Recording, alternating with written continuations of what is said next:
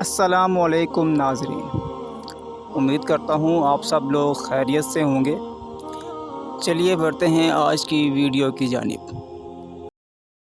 السلام علیکم لا حول ولا قوة الا بالله حسبنا الله ونعم الوکیل یا حی یا قیوم برحمتک استغیث لا الہ الا انت سبحانک انی کنت من الظالمین ربنا آتنا من لدنک رحمہ وہیئ لنا من امرنا رشدا اللہم صل علی محمد وعلى آل محمد وأصحاب محمد وأزواج محمد أجمعين إلى يوم الدين آمين۔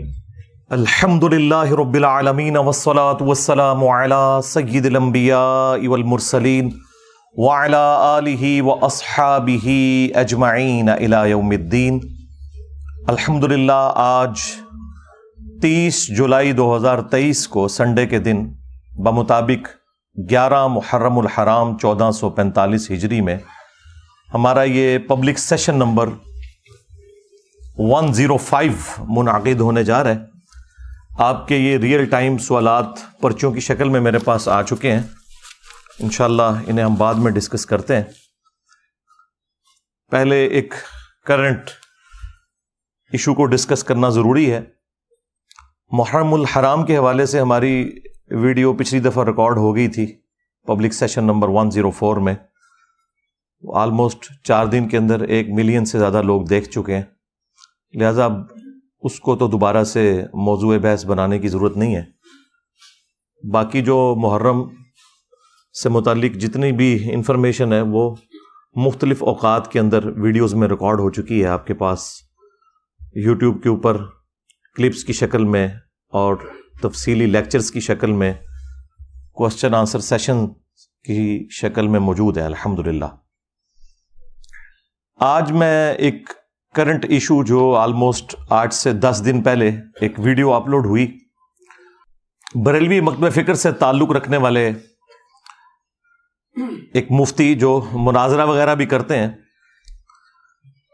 مفتی حنیف قریشی صاحب حفظہ اللہ تعالی، انہوں نے ایک ہمارے کامن دوست ہیں، جی ٹی وی کے اوپر اینکر ہیں اویس ربانی بھائی حفظہ اللہ تعالی، ان کے آفیشیل چینل کے اوپر ان کے ساتھ ایک پوڈ کاسٹ ریکارڈ ہوئی جو اپلوڈ ہوئی آلموسٹ 10 دن پہلے۔ اس میں انہوں نے اینڈ پہ مجھے بھی مناظرے کا چیلنج دیا۔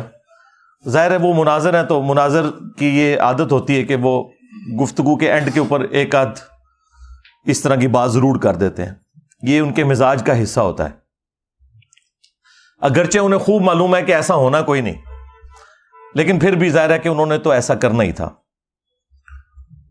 جب مجھے پتا چلا تو میں نے سب سے پہلے تو اس ویڈیو کے نیچے جا کے کامنٹس کیے، وہ کامنٹس بھی ہم ریئل ٹائم انشاءاللہ ویڈیو میں ڈسپلے کروا دیں گے۔ اس میں نے اویس بھائی سے ریکویسٹ کی کہ آپ نے مفتی صاحب کا موقف لے لیا، اور میں تو وہاں پہ موجود نہیں تھا، میری غیر موجودگی میں میری تھاٹس کو، میری شخصیت کو ڈسکس کیا گیا۔ اب انصاف کا تقاضا یہ ہے کہ یہ ساری باتیں آپ نے مجھ سے بھی پوچھنی ہیں، تو انشاءاللہ تعالی میں بھی اس کا جواب دوں گا، پھر فیصلہ عوام کرے گی۔ اور اس کے بعد پھر میں نے انہیں فون کے اوپر تفصیلی اس ٹاپک کے اوپر ڈسکشن کی، تو انہوں نے ایگری کیا۔ تو میں نے انہیں کہا کہ آپ جیلم تشریف لیں، آن لائن کرنا چاہتے ہیں آن لائن کر لیں، جیلم آنا چاہتے ہیں تو جیلم آ جائیں، زیادہ بہتر ہے، ویڈیو کوالٹی بھی اچھی ہوگی ریکارڈنگ کی۔ تو انہوں نے کہا کہ محرم کے بعد میں انشاءاللہ جیلم کا پلان بناتا ہوں۔ تو اب وہ محرم کے بعد کس وقت آتے ہیں یہ تو ان کی مرضی ہے، لیکن ہم تو بس 10 دن ہی صبر کر سکتے تھے نا، اس سے زیادہ تو نہیں کر سکتے۔ اس کی وجہ یہ ہے کہ مفتی حنیف قریشی صاحب نے یعنی اسپیسیفکلی مجھے ٹارگٹ کیا ہے اس پوری ڈسکشن کے اندر۔ اب بریلوی مکتب کا حال یہ ہے کہ دیوبند اور اہل حدیث کے ساتھ جو ان کے اختلافات تھے وہ انہوں نے بھلا دیے ہیں، ان کو انڈر ڈسکشن ہی نہیں لے کے آتے، ان کی کفریہ عبارات کو ڈسکس بھی نہیں کرتے اس ڈر سے کہ ہم اتنے محاذوں کے اوپر کیسے جنگ کھولیں، علمی جنگ، یہ اللہ کے فضل سے ہمارا حوصلہ ہے کہ ہم ہر ٹاپک پہ بات کرتے ہیں اور ہر کرٹیکل ایشو اس کے اوپر بغیر کسی کی پرواہ کیے ہوئے حق بات لوگوں تک پہنچانے کی کوشش کرتے ہیں الحمدللہ۔ مفتی حنیف قریشی صاحب نے جو گفتگو کی ہے، میں انشاءاللہ تعالی اس کو 7 علمی پوائنٹس کی شکل میں جو انہوں نے گفتگو اقوال زرعی ارشاد فرمائے ڈسکس کروں گا۔ ظاہر ہے میں تو انجینئر ہوں، تو آپ کو پتہ ہے میں بالکل اس کو کرٹیکلی چیزوں کو دیکھ کے بلیک اینڈ وائٹ میں جس طرح چیز لا کے سامنے رکھی جاتی ہے نا، میں پبلک کے سامنے رکھوں گا، اور پھر عوام الناس فیصلہ کرے گی کہ کس کا موقف قرآن و سنت کے مطابق ہے اور کس کا موقف جو ہے وہ قرآن و سنت کے منافی ہے۔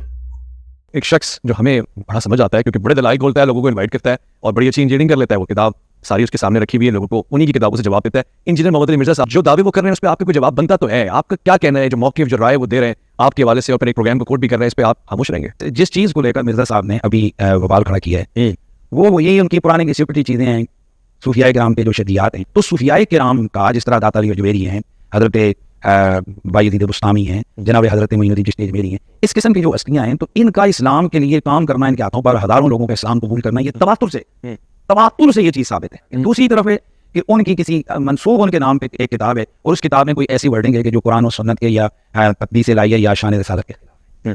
اب ہمارے پاس ہوتے، ہمارے زمانے میں وہ ہوتے تو ہم ان سے جا کر پوچھ لیجیے آپ نے یہ لکھا ہے صحیح؟ اگر وہ کہتے لکھے ہوئے ہم کہتے یہ غلط لکھے، اور اگر وہ نہ مانتے تو ہم فتویٰ دے دیتے۔ اگر وہ کہتے لکھے ہوئے ہم کہتے یہ غلط لکھے، اور اگر وہ نہ مانتے تو ہم فتویٰ دے دیتے۔ اگر وہ کہتے لکھے ہوئے ہم کہتے یہ غلط لکھے، اور اگر وہ نہ مانتے تو ہم فتویٰ دے دیتے۔ ٹھیک ہے، لیکن اب چونکہ ہمارے پاس کوئی اویلیبلٹی نہیں ہے کہ بھائی ہم ان صوفیاء کو جا کر پوچھیں گے، ان سے پوچھیں کیسے، اب اس کے لیے ہم ایک اپنا موقف رکھیں گے۔ وہ کہیں گے پہلی بات یہ کہ یہ ان کے ملفوظات جو ان کی اپنی کتابیں بھی نہیں ہیں، ملفوظات میں آئی ہوئی چیزیں، یہ کسی رائٹر کی کچھ چیز ان کے ساتھ ڈال دی، اور اگر ان کی اپنی کتاب ہے تو اس کے لیے ہم یہ تعویل کریں گے کہ بھئی یہ شاید ان کی کتاب میں کسی کا ادراج ہو گیا ہے، یہ رائٹر سے لکھتے ہوئے غلطی ہو گئی ہے، کاتب سے لکھتے ہوئے غلطی ہو گئی ہے، قرآن حدیث تو نہیں، ہاں تو یہ اس وجہ سے وہ لفظ غلط آ گئے، کسی جنہیں نہیں وہ آ گئی۔ تیسری یہ ہے یعنی ہم اینڈ آگے بڑھ رہے ہیں کہ ایک طرف ان کی وہ شان ہے، وہ عظمت ہے، یہ عام بندے کے لیے نہیں ہوگا، ورنہ کل مرزائی بھی کہیں گے جی مرزے کے لیے بھی یہی لے آؤ، یا اور ہر قسم کا جو لطف ہے اٹھے گا کہ ہماری کتابوں کے لیے بھی یہی تعویل کرو، ایسا نہیں ہو۔ اب ہم تیسرا پوائنٹ اہل سنت یہ دیتے ہیں، وہ کہتے ہیں کہ پھر اس کلام کی مناسب تعویل۔ مثلا میں آج آپ کو ایک پوائنٹ دے رہا ہوں، بڑا حیران ہوں گے، ایک بزرگ اسی طرح آئے تو ان کے سامنے کوئی بات ہوئی تو ان کا نام تھا صادق، تو انہوں نے کہا کہ مجھے سچا مانتے تو پڑھ لا الہ الا اللہ صادق رسول اللہ، تو بندے نے جناب پڑھ لیا، تو جو اس وقت کے بہت بڑے عالم بھی تھے، اللہ کے ولی بھی تھے، ان کے پاس گئے کہ وہ بندے نے تو یہ کلمہ پڑھا لا الہ الا اللہ صادق رسول اللہ، ہنس پڑے، نے کہا اللہ کے بندے وہ بندہ امتحان کے طور پر وہ دیکھنا چاہ رہا تھا کہ اس بندے کا علم کتنا ہے، یہ اصل میں تکلیف ہوئی ہے کلام کے اندر، اور یہ لا الہ الا اللہ رسول اللہ صادق اور مبتدا خبر بنائی اور خبر کو مبتدا بنایا۔ اس کے علاوہ اور بہت ساری جو ہے نا وہ تعویلات ہیں، مثلا یہ جو مرزا صاحب جو ہے نا اپنی انہوں نے وہ بنائے ہوئے لوگوں کو کہتے ہیں کہ میرا جھنڈا لوائی اعظم من لوائی محمد، میرا جھنڈا محمد صلی اللہ علیہ وسلم کے جھنڈے سے بڑا ہے، ٹھیک ہے۔ اب اصل میں یہاں یہ بیک پہ نہیں جا رہے کہ یہ صوفیاء ایک ٹرم کے تحت یہ لفظ بول رہے ہیں۔ ٹرم کیا ہے؟ وحدت الوجود، یہ خاص کیفیت ہے، جذب کی خاص کیفیت ہے، یہ کوئی عام بات نہیں ہے، اور یہ حدیث سے ثابت ہے۔ وہ حدیث میں ہے کہ ایک آدمی جو ہے نا وہ اس کا گیا، وہ صحرا میں سفر کر رہا تھا، تو اس کا سامان گھوڑے پر رکھا ہوا تھا، وہ گھوڑا جو ہے نا وہ لیٹ گیا، جب جاگا تو گھوڑا غائب تھا، اس نے کہا بھائی وہ موت کا انتظار کر کے لیٹ گیا، اتنی دیر میں دیکھا گھوڑا سامنے کھڑا تھا، تو فرمایا کہ اٹھ کر یہ کہہ دیتے کہ اللہ تو میرا بندہ اور میں تیرا رب ہوں، خوشی میں یہاں تک ہو گئے۔ اب بتائیں کہ رسول اللہ صلی اللہ علیہ وسلم نے وہاں پر تو فتویٰ نہیں دیا کہ وہ کافر ہو جائے گا، اور اس کے لیے حدیث شریف میں موجود ہے کہ اللہ کے نبی صلی اللہ علیہ وسلم نے فرمایا کہ 3 لوگ وہ ہیں کہ جن سے کوئی گرفت نہیں ہے، ایک بچہ جب تک بالغ نہ ہو جائے، ایک سوئے ہوئے جب تک جاگ نہ پڑے، اور ایک معتوہ یعنی جس کے عقل میں کوئی کمزوری ہو جب تک کہ وہ تندرست نہ ہو جائے۔ تو جسے عام بیماری لگ جائے عقل کی، تو اس سے اگر کوئی کلمہ صادر ہو جائے، اس حالت میں اس پر قابل گرفت وہ چیز نہیں ہے۔ میں اس کی طرف آ رہا ہوں، لیکن اگر کوئی جذبہ عشق الہی میں اس کی لوہے دماغ چٹک گئی ہو، اس سے اگر اس قسم کا کوئی غلط کلمہ جو ہے نا وہ صادر ہو جائے تو اس کی تعویل کریں گے۔ اب میں اس کی تعویل کر رہا ہوں جو ہے نا لوائی اعظم من لوائی، میرا جھنڈا محمد کے جھنڈے سے بڑا ہے۔ صوفیاء یہ کہتے ہیں کہ یہ جس طرح حضرت موسیٰ علیہ السلام طور پہ گئے تو وہاں درخت میں سے آواز آئی انی انا اللہ رب العالمین، تو اللہ تعالیٰ بوٹے سے بول سکتا ہے، زبان ولی سے نہیں بول سکتا، اللہ ہو۔ یعنی آپ کہہ رہے ہیں کہ ہم یہ کہہ رہے ہیں کہ جب حدیث موجود ہے کہ میرا بندہ جب نوافل پڑھتا ہے تو میرے اتنے قریب ہوتا ہے، میں اس کی زبان بنتا ہوں جس سے وہ بولتا ہے، تو اب یہ زبان بایزید کی نہیں تھی، زبان ان کی ایک نام رائی ہو رہا ہے، اور وہ کہہ رہے ہیں میرا جھنڈا محمد کے جھنڈے سے بڑا ہے۔ یہ تعویل ہے، اس کے پیچھے پورا ایک علم ہے، پورے ایک فن ہے، اور آپ اٹھ کے کھڑے ہو گئے ہیں اور اسکول اور کالج کے لڑکوں کو آپ جناب گمراہ کری جا رہے ہیں اور قوم کو کافر کافر کافر کہہ رہے ہیں۔ تو میں اس پہ یہ دعوت دینا چاہتا ہوں کہ مرزا صاحب ہاں کریں، وہ یا تو 1-2 لوگوں کے ساتھ پڑھنی میرے پاس آ جائیں صحیح، یا میں 1-2 لوگوں کے ساتھ جیلم ان کے پاس آ جاتا، دن اسی دن ہم متعین کر لیں گے کہ ہم مناظرہ کس دن کرتے ہیں. آپ چلیں گے مناظرہ نہ کریں, لفظ مباحثہ کر لیں, مکالمہ کر لیں, ٹھیک ہے, اب آ جائیں, بیٹھ جائیں, آپ سوال کریں, ہم جواب دیں گے, پھر ہم سوال کریں گے, ہم جواب دیں, اور اس میں ہمارا پتا ہوتا ہے جی چلیں نظامت آپ کر لیں اس میں, یعنی تاکہ وہ جو روک رکاوٹ والی بات ہے وہ آپ کر لیں کہ جی مفتی صاحب آپ اس کا سوال کا یہ جواب آپ دے دیں, جی مرزا صاحب آپ یہ سوال ہم یہ جواب آپ دیں, ٹھیک ہے, تاکہ جھگڑا نہ ہو, چاہے وہ 2 گھنٹے چل رہے ہیں, 5 گھنٹے چل رہے ہیں, 10 گھنٹے چل رہے ہیں, جو بھی ہے, قوم کے سامنے سارا کچھ جو ہے نا وہ بچہ بچی سامنے نکل آئے گا, قوم کے سامنے سارا کچھ جو ہے نا وہ بچہ بچی سامنے نکل آئے گا, قوم کے سامنے سارا کچھ جو ہے نا وہ بچہ بچی سامنے نکل آئے گا, دیکھ لیں گے, قوم بھی دیکھ لے گی. علمی پوائنٹ نمبر 1, مفتی صاحب نے فرمایا کہ انجینئر صاحب جو ہیں وہ کروڑوں لوگوں کو گستاخ رسول اور ختم نبوت کا منکر اور کافر ڈکلیئر کرتے ہیں, اور علماء کی بے حرمتی کرتے ہیں ان عقائد اور نظریات کی بنیاد کے اوپر. آپ اندازہ کریں وہ بریلوی جنہوں نے باقی تمام مکاتب فکر کے کروڑوں لوگوں کو گستاخی کے نیزے کی نوک پہ لیا ہوا تھا پچھلے 100 سال سے, آئندہ قابو میرے فرعون. ہاں, اب ان کو اس ہیٹ کا اندازہ ہوگا. جب تک بات دوسروں پہ تھی یہ انجوائے کرتے تھے, آج اپنے پہ بات آئی ہے تو اب یہ کہہ رہے ہیں کہ جی ہمیں گستاخ رسول اور ختم نبوت کا منکر کروڑوں لوگوں کو انجینئر صاحب کافر کہتے ہیں. میں نے آج تک نہ تو کسی کو کافر ڈکلیئر کیا نہ گستاخ رسول ڈکلیئر کیا, سوائے ان کے جو چشتی رسول اللہ کے قائل ہیں. اگر تم قائل نہیں ہو تو تمہیں فکر ہی نہیں ہونی چاہیے. جو لوگ قائل ہیں یہ ان کے لیے تکلیف والی چیز ہوتی ہے. جب تمہارا دعویٰ ہے کہ ہمارا یہ کلمہ ہی نہیں ہے, ہمارا کلمہ لا الہ الا اللہ محمد رسول اللہ ہے, اور انجینئر صاحب جھوٹا الزام لگا رہے ہیں, پھر کوئی تکلیف نہیں ہونی چاہیے. بس پھر عوام کو یہی بتایا کرو کہ یہ کتابیں ہم نے نہیں چھاپی, ہمارے بزرگوں نے یہ نہیں فرمایا, ہم نے مناظرے نہیں کیے, تاکہ عوام آپ کی شکل, آپ کی پرانی ویڈیوز کی شکل میں آپ کے سامنے رکھے کہ جھوٹ بولنا بند کرو.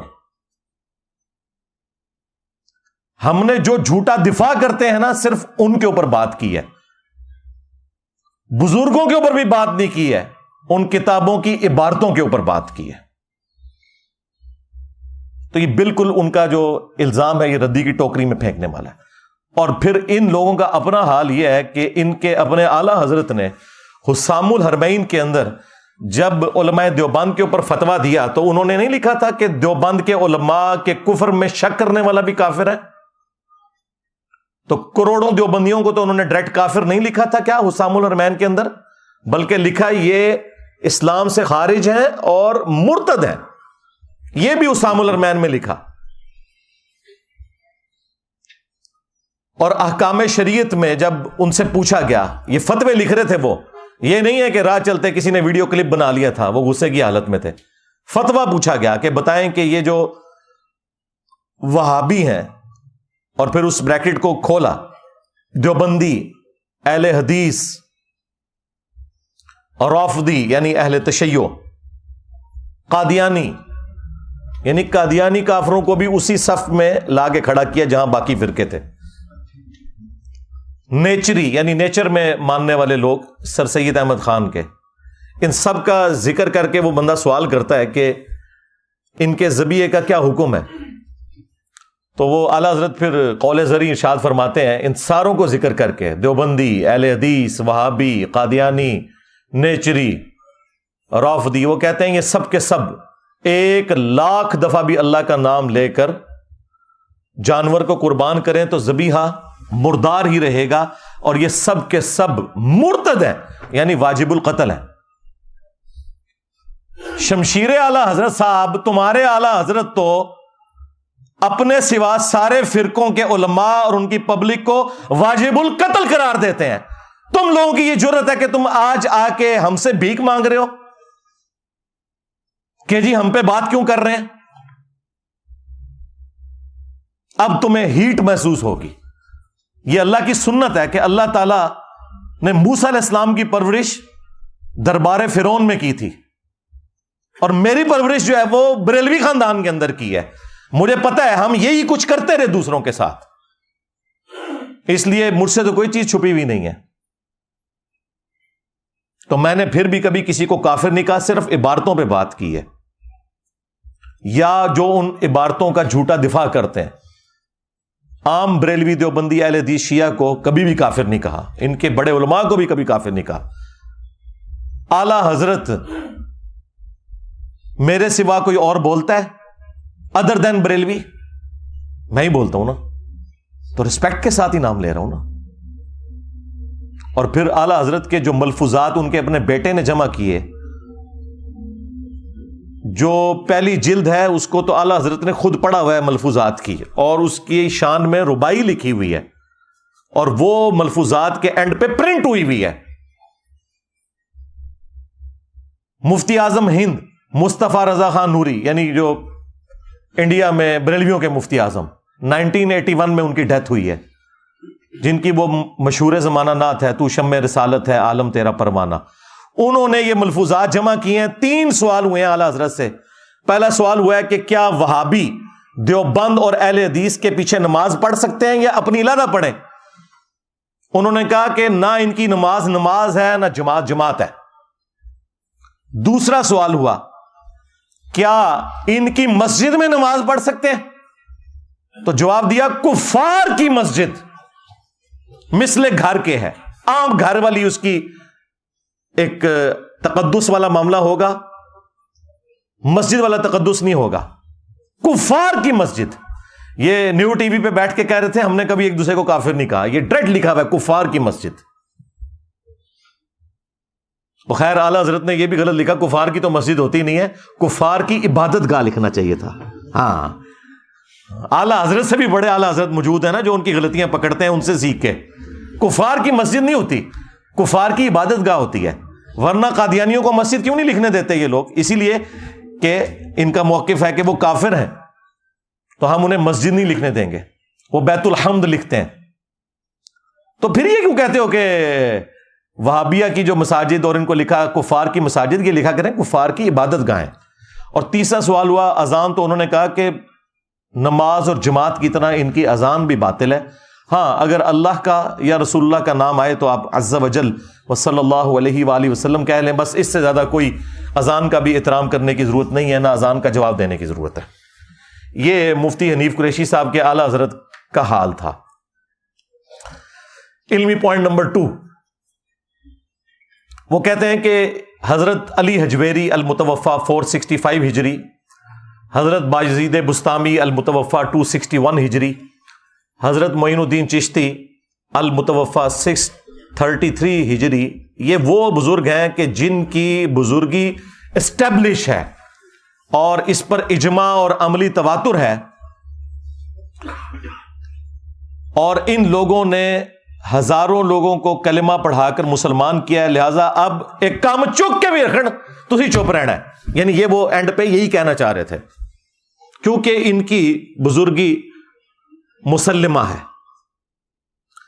ہمارا ایک معصومانہ سوال ہے کہ اگر کوئی شخص کلمہ پڑھا کر بزرگ ڈکلیئر ہو جاتا ہے، تو جرمنی میں تو قادیانیوں نے ہزاروں کافروں کو کلمہ پڑھا کر اسلام میں داخل کیا ہے، جسے وہ اسلام سمجھتے ہیں۔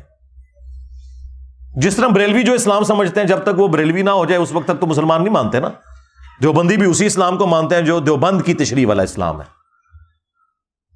تو کیا وہ جرمنی میں بیٹھے ہوئے قادیانی وہ بزرگ ہو جائیں گے؟ چلیں، یہ تو بہت ورسٹ مثال ہے، آپ کو سمجھنا ذرا مشکل ہوگی۔ اس سے آسان مثال، ہمارے پڑوسی ملک میں ڈاکٹر ذاکر نائک، وہ قادیانی تو نہیں تھے نا، اہل حدیث مکتب سے اٹھے تھے نا۔ انہوں نے ہزاروں ہندوؤں کو کیمرے میں کلمہ پڑھا کر مسلمان کیا، اور اس مقدس جرم کی وجہ سے انہیں غریب الوطنی کی زندگی گزارنی پڑ رہی ہے۔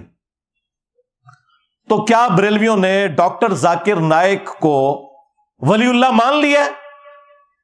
اس زمانے کا سلطان الہند مان لیا؟ ہند میں ہی کلمہ پڑھایا نا۔ یہ مفتی صاحب ان کے لیے پتہ کیا الفاظ استعمال کرتے ہیں؟ ٹی وی میں، مین ٹی وی چینل کے اوپر انہوں نے کہا ڈاکٹر ذاکر نالائک، نام بگاڑتے ہیں یہ۔ اور ایک اور وہ خبتی قسم کا پاگل مولوی ہے ان کا مفتی، وہ کہتا ہے ذکر نالائک، نعوذ باللہ۔ میں بابیاں نوں نہیں مندا، جھوٹ ساڈے گل پا چھڈی، جن ایک نواں ہی باب کھول دیتا. لیکن پترا تیرے حوصلے واسطے میں دس دیواں تیرے تو وڈا ذاکر نالائق بلکہ ذکر نالائق آیا سی. او نہ رہا پتر, او تو تے شے ہی کوئی نہیں, او تو تے شے ہی کوئی نہیں, جھوٹے. اب ذکر جو ہے نا وہ عربی زبان کے اندر یعنی مرد کی شرمگاہ کے لیے لفظ استعمال ہوتا ہے, اور عام بندوں کو تو نہیں پتا چلتا کہ وہ کیا بکواس کر رہا ہے.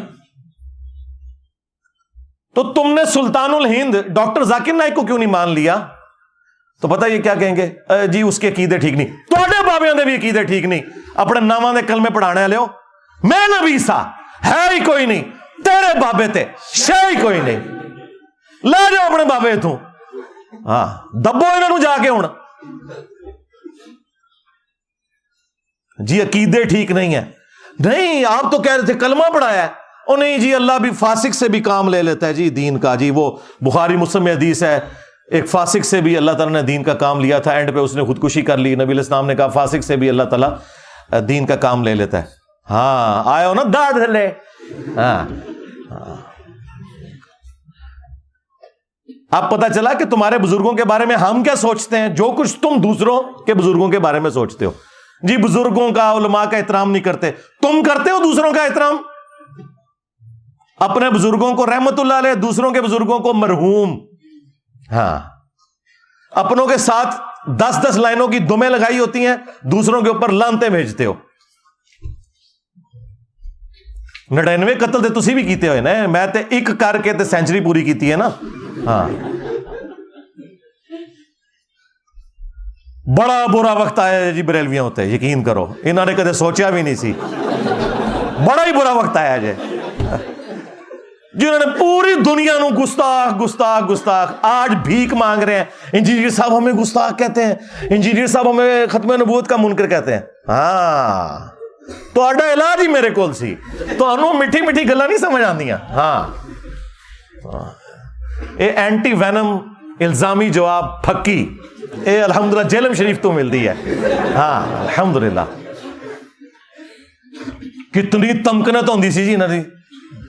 نسدے جے ہن میرے نام تو بھی, میرے کلپس تو بھی, جنہوں نے باقی لوگوں کو گستاخی کے نیزے کی نوک پہ رکھا ہوا تھا. تو میرے بھائی یہ جب تکلیف خود کاٹنی پڑتی ہے نا, پھر پتہ چلتا ہے دوسروں کو اس طریقے سے ڈکلیئر کرنا بڑا آسان ہے. علمی پوائنٹ نمبر 3, وہ کہتے ہیں کہ جی یہ جو بزرگوں کی تعلیمات ہیں نا, یہ انہوں نے خود نہیں کتابیں لکھی ہوئی, یہ تو ملفوظات ہیں ان کے, لوگوں نے بعد میں جمع کر دیے.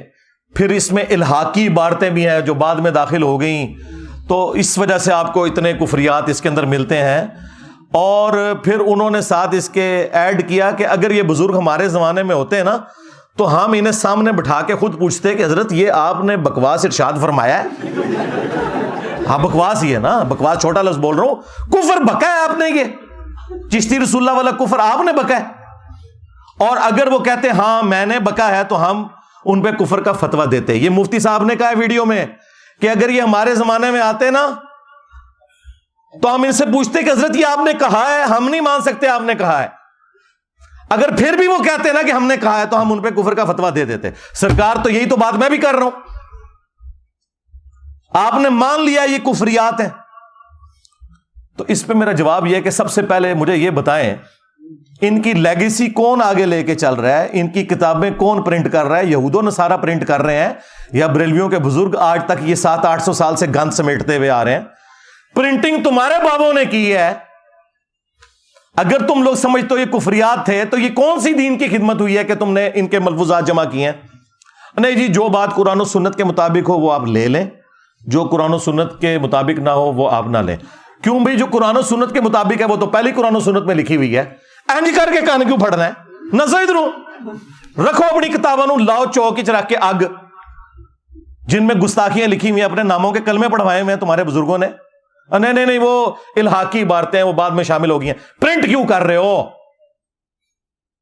او جی ہمارے اعلیٰ حضرت نے تو فتاوی رضویہ کے اندر کہہ دیا تھا کہ جی اگر کوئی شخص یہ دعویٰ کرے کہ میں اللہ کا رسول ہوں تو اسے کافر کہیں گے.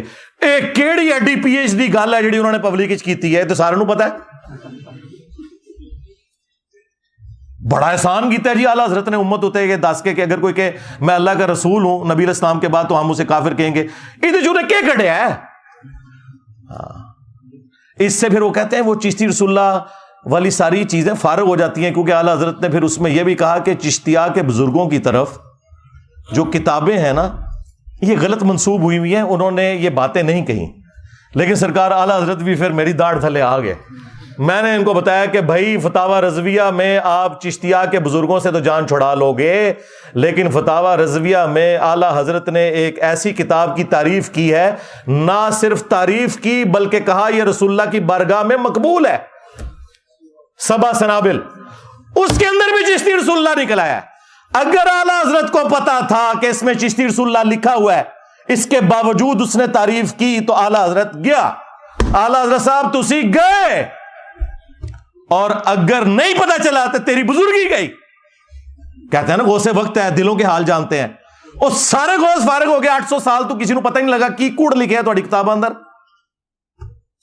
تو اعلیٰ حضرت بھی مجرم ہے, کیونکہ انہوں نے حشت بہشت کو اگر فراڈ کہا ہے نا تو 7 سنابل کی تعریف کی ہے,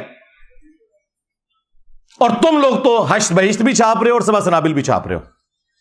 لہذا چشتی رسول اللہ اعلیٰ حضرت کے کھاتے میں ڈل گیا. سیدھی سی بات ہے, اعلیٰ حضرت کو کوئی اس حوالے سے ہم چھٹی نہیں دے سکتے. اور تفنن کے لیے میں عرض کروں گا پھر کہ اعلیٰ حضرت پھر اسے مانو کہ جس نے اتنے 100 سال بعد تمہیں بتایا کہ تمہارے بزرگوں نے کتابوں میں کیا گند گھولا تھا اور تمہارے بزرگوں نے کیا کتابوں میں گند چھاپا تھا. یہ تو جس نے بتایا نا اسے پھر اب اعلیٰ حضرت مانو, اور ٹائم قیامت تک ہے, مننا کو نہیں تسی. ہاں لیکن آپ کے عوام مانیں گے انشاءاللہ تعالی. علمی پوائنٹ نمبر 4, وہ کہتے ہیں کہ جن کی بزرگی مسلمہ ہے, اسٹیبلش ہے, ان کی اس قسم کی جو گستاخانہ باتیں ہیں نا, اگرچہ ہے کفریہ ہیں, لیکن ان کو صوفیاء کی شتیحات کہا جائے گا. شتیحات کا مطلب ہے بونگیاں, پنجابی میں اس سے بہتر کوئی ترجمہ ہو ہی نہیں سکتا. یعنی کسی شخص کو ہوش نہ ہو کہ وہ کیا بول رہا ہے. تو صوفیاء اللہ کی محبت میں اتنے مست ہو جاتے تھے کہ انہیں اپنی ہوش نہیں رہتی تھی, اور اس کی وجہ سے وہ یہ کفریات بک دیتے تھے. اگرچہ یہ بکتے جو کچھ تھے وہ ہوتا کفر تھا, اور وہ کہتے ہیں اگر یہی بات کوئی اور کہے جو بزرگ نہ ہو تو ہم اسے کافر کہیں گے, لیکن بزرگ کو چھوڑ دیں گے. دیکھ کیسی 2 نمبری. یہ سیم کام پیر میر علی شاہ صاحب نے کیا ہے.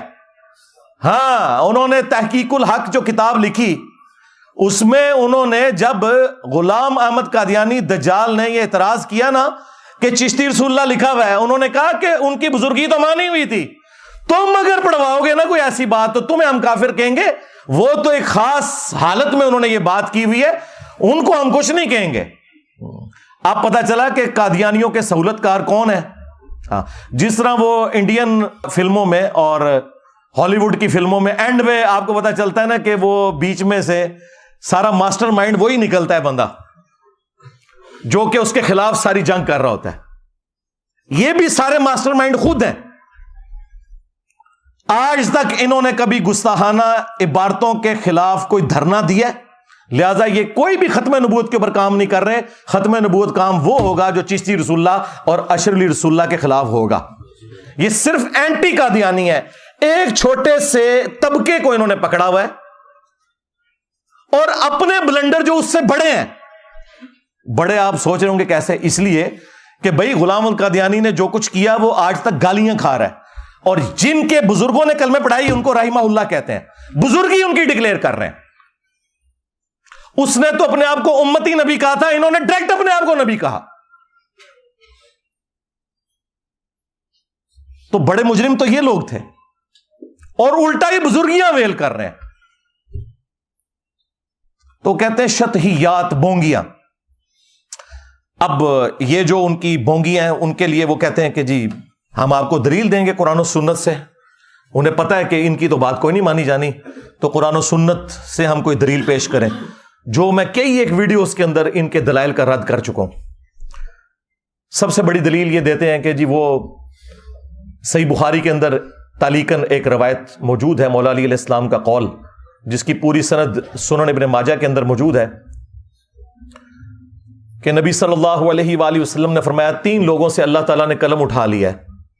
नंबर 1 जो मजनून है, पागल शख्स, नंबर 2 सोया हुआ शख्स, और नंबर 3 जो नाबालिग है। अब आप सोच रहे होंगे कि इन तीनों में इनके बुजुर्ग कहां से आ गए। वो कहते हैं वो जो मजनून है ना, यानी पागल है, हाँ वही पागल है, ये अल्लाह दे इश्क पागल हो जाते ने। तो मैं फिर वो खादिम रजवी साहब वाली गल करांगा, ओए इनू हल्का ना जानो जड़ा भौंकदा जे नबी उते भौंकदा जे। ये सारे पागल नबी उते क्यों भौंक के गए ने? कल तक तो तुम हमें कहते थे बा खुदा दीवाना बाश, बा मोहम्मद होशियार, और बड़े फखरिया ये मुनाजरों में कहते थे कि ये आप हमें बुजुर्गों की शतियात ना दिखाएं, ये वहदतुल वजूद की कैटेगरी में ना वो अल्लाह ताला के बारे में बात आती है, नबी के बारे में करते हैं तो हम इन पे कुफर का फतवा लगाते। तो मैंने तो सारी गुस्ताखियां नबी की शान में निकालनी है तुम्हारे बाबों की। अब तुम कहां भाग के जाओगे? बा खुदा दीवाना बाश, बा मोहम्मद होशियार।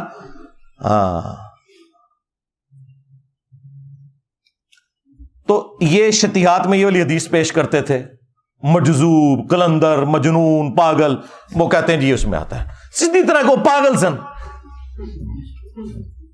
ये पागल जरा और होता है यार, साहबा में तो इस तरह का पागल कोई नहीं हुआ, ये सारे बाद ही पागल आए ने, साढ़े मत ही लगने सन पागल। अच्छा, दूसरी वो दलील पेश करते हैं कि जी वो मुस्लिम शरीफ में एक हदीस मौजूद है, नबी अलैहिस्सलाम ने एक तौबा करने वाले शख्स की मिसाल बयान की कि अल्लाह ताला को तौबा करने से कितनी खुशी होती है। उस शख्स की माने कि जो किसी सहरा के सफर पर हो और उसका सारा सामान सवारी पर लदा हुआ हो, थोड़ी देर के लिए वो आराम करे और उसकी सवारी वहां से गायब हो जाए और उसे अपनी मौत सामने नजर आए। इतने में अचानक उसकी सवारी सामान समेत वापस आ जाए तो उसे इतनी खुशी होगी, क्योंकि रेगिस्तान में तो आप सवारी के बगैर, सामान के बगैर सफर कर नहीं सकते, कई कई दिन तक पानी आता ही नहीं है। तो खुशी में उस शख्स की जुबान लड़खड़ा जाए और वो ये कहे कि ऐ अल्लाह तू मेरा बंदा मैं तेरा रब, बजाय ये कहने के कि मैं तेरा बंदा तू मेरा रब, उसकी जुबान लड़खड़ा जाए। तो इस बात को वो दलील के तौर पर पेश करते हैं कि हमारे बुजुर्गों की जुबान भी लड़खड़ा जाती थी, कहना वो कुछ और चाहते थे, ये निकल जाता था। देखें कितना झूठ बोलते हैं ये अपने बाबों को बचाने के लिए। वो तो पढ़वाते थे, पढ़ बेटा, और यहां पे क्या झूठ बोलते हैं, उसके आखिरी अल्फाज स्किप कर देते हैं। उसमें अल्फाज है मिन शिद्दतिल फरह, खुशी की शिद्दत की वजह से, जुबान लड़खड़ाने की वजह से निकला। उसने ये कहा नहीं है, क्या वो वही रहा था। तो स्लिप ऑफ टंग तो किसी से भी हो सकता है, इससे आप दलील पकड़ेंगे। और फिर वो तो एक मिसाल थी, तुम्हारे बुजुर्ग जब भी बोलते हैं हमेशा ही उनकी जुबान लड़खड़ाती है। चलें, जब बाद में होश आती है फिर तो उन्हें पता चल जाता है ना, बाद में तौबा कर लें, बाद में तौबा को नहीं करते। और तीसरी दलील उस वीडियो में उन्होंने पेश की, उन्होंने कहा कि वो देखें कुरान पाक में है कि मूसा अलैहिस्सलाम की जब पहली मुलाकात हुई अल्लाह ताला से, जैसा कि उसकी शान के लायक है, तो दरख्त की तरफ से आवाज आई थी। वो दरख्त अल्लाह ताला की तजल्लियात का मरकज बन गया था। तो इस तरह हमारे बुजुर्गों की जुबान अल्लाह ताला की तजल्लियात का मरकज बन जाती है। असल में अल्लाह उनके मुंह से बोल रहा होता है, अस्तगफिरुल्लाह। और यार ये अकीदा तो हमारा किसी नबी के बारे में नहीं है। रह गया ये मिसाल देना उस दरख्त की, या कोह तूर की मिसाल देना कि उस पर अल्लाह ने तजल्ली डाली थी। इस मिसाल का तुम्हारे बाबे से कोई लेना देना है? आप हमें पैगंबरों से कोई बात ला के बताएं कि पैगंबरों के ऊपर कैफियत तारी होती हो और पैगंबर अपने मुंह से बोल रहे हो और वो कह रहे हो कि इस वक्त अल्लाह मेरे मुंह से बोल रहा है। कुफरिया अकीदा है ये। हमारे महबूब अलैहिस्सलाम के लिए भी कुरान में आया, वमा यंतिकु अनिल हवा इन हुवा इल्ला वह्युन यूहा। ये अपनी ख्वाहिश नफ्स से कुछ नहीं कहते, ये वो कहते हैं जो इन्हें वही होता है। हम तो रसूलुल्लाह के लिए भी ये नहीं मानते कि उनके मुंह से अल्लाह बोलता था, वही होती थी। किस बात को कहां जोड़ते हैं जाके। اور چوتھی دلیل یہ دیتے ہیں کہ جی وہ بخاری میں حدیث ہے ہاتھ بن جاتا ہوں پاؤں بن جاتا ہوں. اچھا بس اتنی حدیث ہے؟ یہ پوری حدیث، یہی حدیث دلیل بنائی ہے کشف المحجوب میں بھی علی حجویری صاحب نے بھی. اس حدیث کے اوپر میں تفصیلی بول چکا ہوں، میری آپ یوٹیوب پہ ایک ویڈیو ضرور دیکھیں، توحید سے متعلق 10 دھوکے جو ان کے بزرگ دیتے تھے، ان میں نے اسے بھی ڈسکس کیا. یہ تو اللہ تعالیٰ نے کہا ہے کہ جب کوئی شخص فرائض پر پابندی اختیار کرتا ہے اور نوافل کے ذریعے ہمارا قرب حاصل کرتا ہے تو میں اس کے ہاتھ بن جاتا ہوں جس سے وہ پکڑتا ہے، میں اس کے پاؤں بن جاتا ہوں جس سے وہ چلتا ہے، میں اس کی آنکھ بن جاتا ہوں جس سے وہ دیکھتا ہے. تو کیا مطلب بھائی کہنا کیا چاہ رہے ہو؟ تم یہ کہنا چاہ رہے ہو کہ اللہ اس کے پاؤں بن جاتا ہے، خود فزیکلی حلول کر جاتا ہے اس کے اندر؟ نہیں، یہ مطلب نہیں ہے. اس کے پاؤں نہ اور ہاتھ اللہ کا مظہر بن جاتے ہیں، بس پھر وہ ایک چھلانگ میں فلاں جگہ پہنچ جاتا ہے اور فلاں جگہ پہنچ جاتا ہے اور فلاں جگہ. بھائی اس حدیث کے اینڈ پہ آپ پڑھیں کہ جب وہ اپنے دشمن کے اگینسٹ مجھ سے پناہ طلب کرتا ہے تو میں اس کی دعا قبول کرتا ہوں. ہاں اگر وہ بن چکا ہے تو خود کیوں نہیں دشمن کی ایسے گیچی مروڑ دیتا؟ دعا کیوں مانگتا ہے؟ وہ تو مظہر بن چکا ہے نا. اس کا معنی بالکل یہ نہیں ہے. اس کا مطلب یہ ہے کہ کوئی شخص اللہ کے ساتھ کمیٹڈ ہو، پھر اللہ تعالیٰ اسے نیکیوں کے اوپر استقامت دے دیتا ہے. ہاتھ بن جاتا ہوں، پاؤں بن جاتا ہوں، آنکھیں بن جاتا ہوں. اس سے مراد یہ ہے کہ پہلے تو وہ اپنی کوشش کرتا ہے نا، اس کے بعد میں اسے استقامت دیتا ہوں کہ پھر پوری زندگی اس کی آنکھیں، پاؤں، ہاتھ، کان گناہ کی طرف نہیں بڑھتے بلکہ میری طرف ہی آتے ہیں. یہ میں اسے انعام دیتا ہوں. یہ کہتا ہے پھر انعام کیا ہوا؟ انعام یہ ہے کہ پہلے اس نے کوشش کی، استقامت ہی تو انعام ہے. پوری زندگی نیک عمال کرنے والے لوگ بھی اینڈ پہ جا کے اپنا بیڑا غرق کروا بیٹھتے ہیں. استقامت سے بڑی کوئی نعمت نہیں ہے. تو یہ اللہ تعالیٰ کی طرف سے اسے انعام ملتا ہے. لیس کمثلہ شیء وہو السمیع البصیر. اللہ کی مثل کوئی شے نہیں ہے، وہی سننے والا دیکھنے والا ہے. اللہ کے لیے آپ مثال ہی نہیں بیان کر سکتے کہ جی میں پاؤں بن جاتا ہوں، اس سے مراد یہ ہے کہ اللہ اس کے پاؤں بن جاتا ہے. نہیں، یہ لٹریچر کی زبان میں بات ہو رہی ہے. ہمارے نبی علیہ السلام کے لیے ہے نا، قل ان صلاتی ونسکی ومحیای ومماتی للہ رب العالمین. اے نبی تم فرماؤ اپنی امت سے کہ بے شک میری نماز، میری قربانی، میرا جینا، میرا مرنا سب کچھ اللہ کے لیے. اچھا دیکھیں ساری عزتیں انہوں نے اللہ کے نام کے اوپر، رسول کے نام کے اوپر ویل کی ہوئی ہیں، لیکن اس کے اگینسٹ عبادت ان بزرگوں کی کروا رہے ہوتے ہیں. بڑے پہنچے نے اللہ نو کدھر ذکر بھی نہیں کرتے بچے. جب ٹیکنیکل ڈسکشن ہوتی ہے تو پھر اللہ کو بیچ میں ڈالتے ہیں. میں اسی پہ پھر عرض کرتا ہوں نا کہ عزتیں اویل کی تم نے اللہ اور اس کے رسول کے نام کے اوپر، عز و جل و صلی اللہ علیہ وآلہ وسلم. چندے بٹورے تم نے قرآن و سنت کے نام کے اوپر، سواریاں سوار کی تم نے مکے اور مدینے کے نام کے اوپر، اور پھینکی جا کے بغداد شریف، اجمیر شریف، دیوبند شریف، بریلی شریف میں. غداری کی ہے تم نے اللہ کے ساتھ اور اس کے رسول کے ساتھ، عز و جل و صلی اللہ علیہ وآلہ وسلم.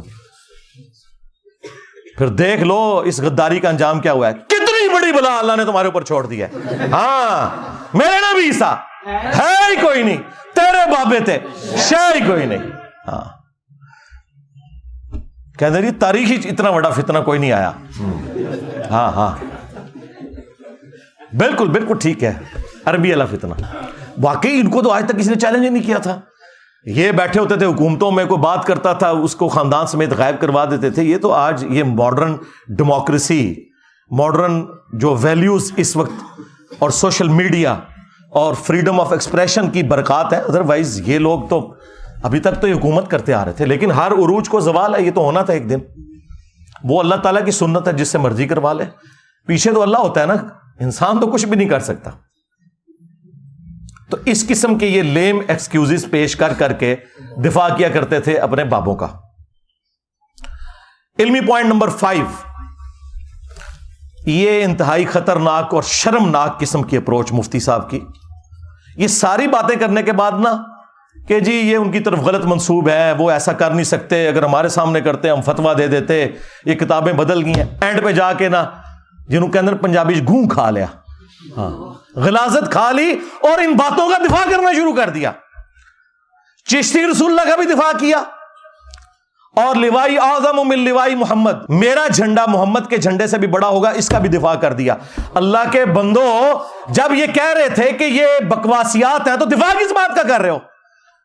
یہ اللہ تعالیٰ نے تمہیں ننگا کرنا تھا، اینڈ پہ جا کے دفاع کیا، اور پھر بڑے مزے لے کے نا حسس کے واقعہ سنا رہے ہیں۔ یہ جی پیر صاحب تھے، ان کا نام تھا صادق، تو انہوں نے اپنے ایک مرید سے پڑھوایا لا الہ الا اللہ صادق رسول اللہ، نعوذ باللہ۔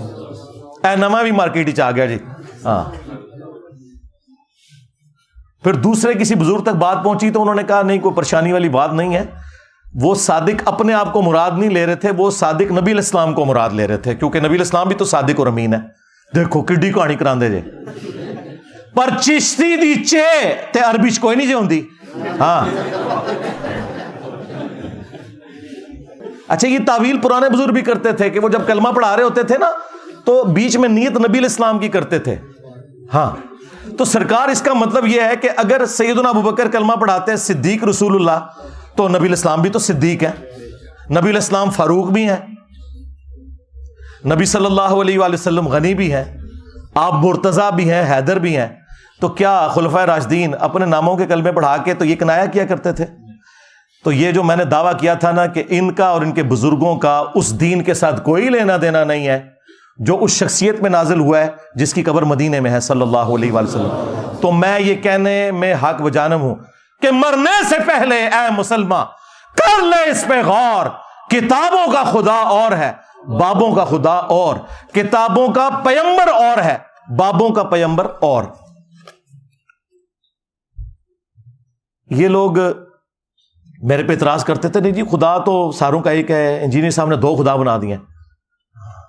یہ بھائی محاورے میں بات ہو رہی ہے، خدا تو واقعی سب کا ایک ہے، آپ بھگوان کہہ لیں، خدا کہہ لیں، اللہ کہہ لیں، گاڈ کہہ لیں، سپریم بینگ کہہ لیں، سپر نیچرل ایجنسی کہہ لیں، لیکن ان کوالٹیز کے ساتھ ماننا ہے جو نبی صلی اللہ علیہ وآلہ وسلم نے تعلیم فرمائی ہیں، ورنہ پھر آپ اس اللہ رسول کو نہیں مان رہے، ہاں آپ اپنے بزرگوں کی تعلیمات لے کر چل رہے ہو۔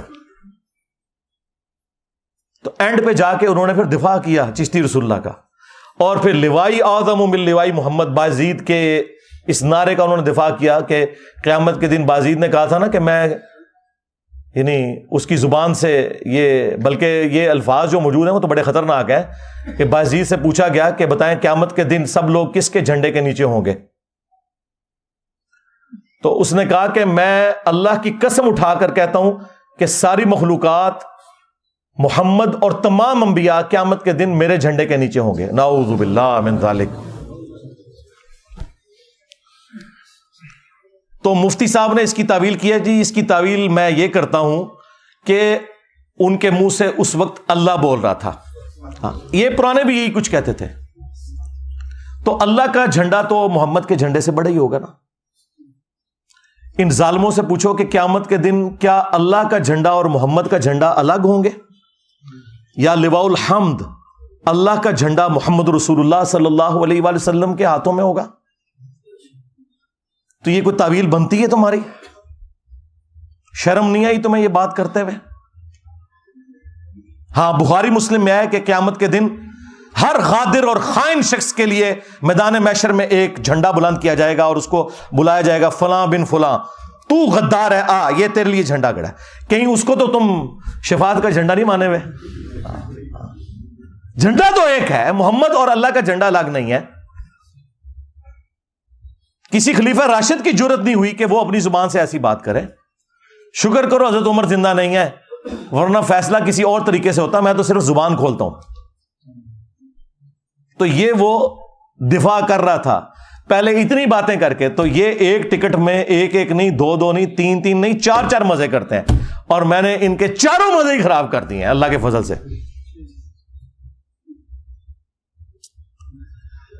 علمی پوائنٹ نمبر 6، سیکنڈ لاسٹ، اور یہ میں بریلوی عوام کو مخاطب کر رہا ہوں کیونکہ یہ لوگ تو ناقابل علاج ہیں، سیدھی سی بات ہے کہ میں نے کئی ایک ویڈیوز میں گستاخانہ عبارتیں ہائی لائٹ کی ہیں، میں مختصراً یہاں پر بھی بیان کر دیتا ہوں۔ آپ اپنے علماء سے پوچھیں کہ یہ عقیدے آپ کے قرآن و سنت میں کہاں فٹ بیٹھتے ہیں۔ نمبر 1 چشتی رسول اللہ، جو حشر بہشت میں بھی لکھا ہے اور سبع سنابل میں بھی لکھا ہوا ہے، اور اعلیٰ حضرت نے خود تعریف کی ہے اور کہا یہ رسول اللہ کی برگاہ میں کتاب مقبول ہے سبع سنابل فتاوی رضویہ کے اندر، لہذا اعلیٰ حضرت بھی مجرم ہے اس میں. انہوں نے ایسی کتاب کی تعریف کیوں کی جس میں چشتی رسول اللہ لکھا ہوا تھا؟ اگر انہوں نے انجانے میں کی تو ان کا علم غیب فارغ، اور اگر جان بوجھ کے کی تو ایمان بھی فارغ. اب آپ فیصلہ کریں. جی وہ معین الدین چشتی صاحب خاص حالت میں تھے، مرید ہونے ایک شخص آیا تو پوچھا کلمہ کیسے پڑھتا ہے؟ اس بیچارے نے صحیح کلمہ سنایا. کہا نہیں ایک دفعہ نا اس طرح پڑھ، چشتی رسول اللہ کے ساتھ پڑھ. تو اس نے پڑھ دیا.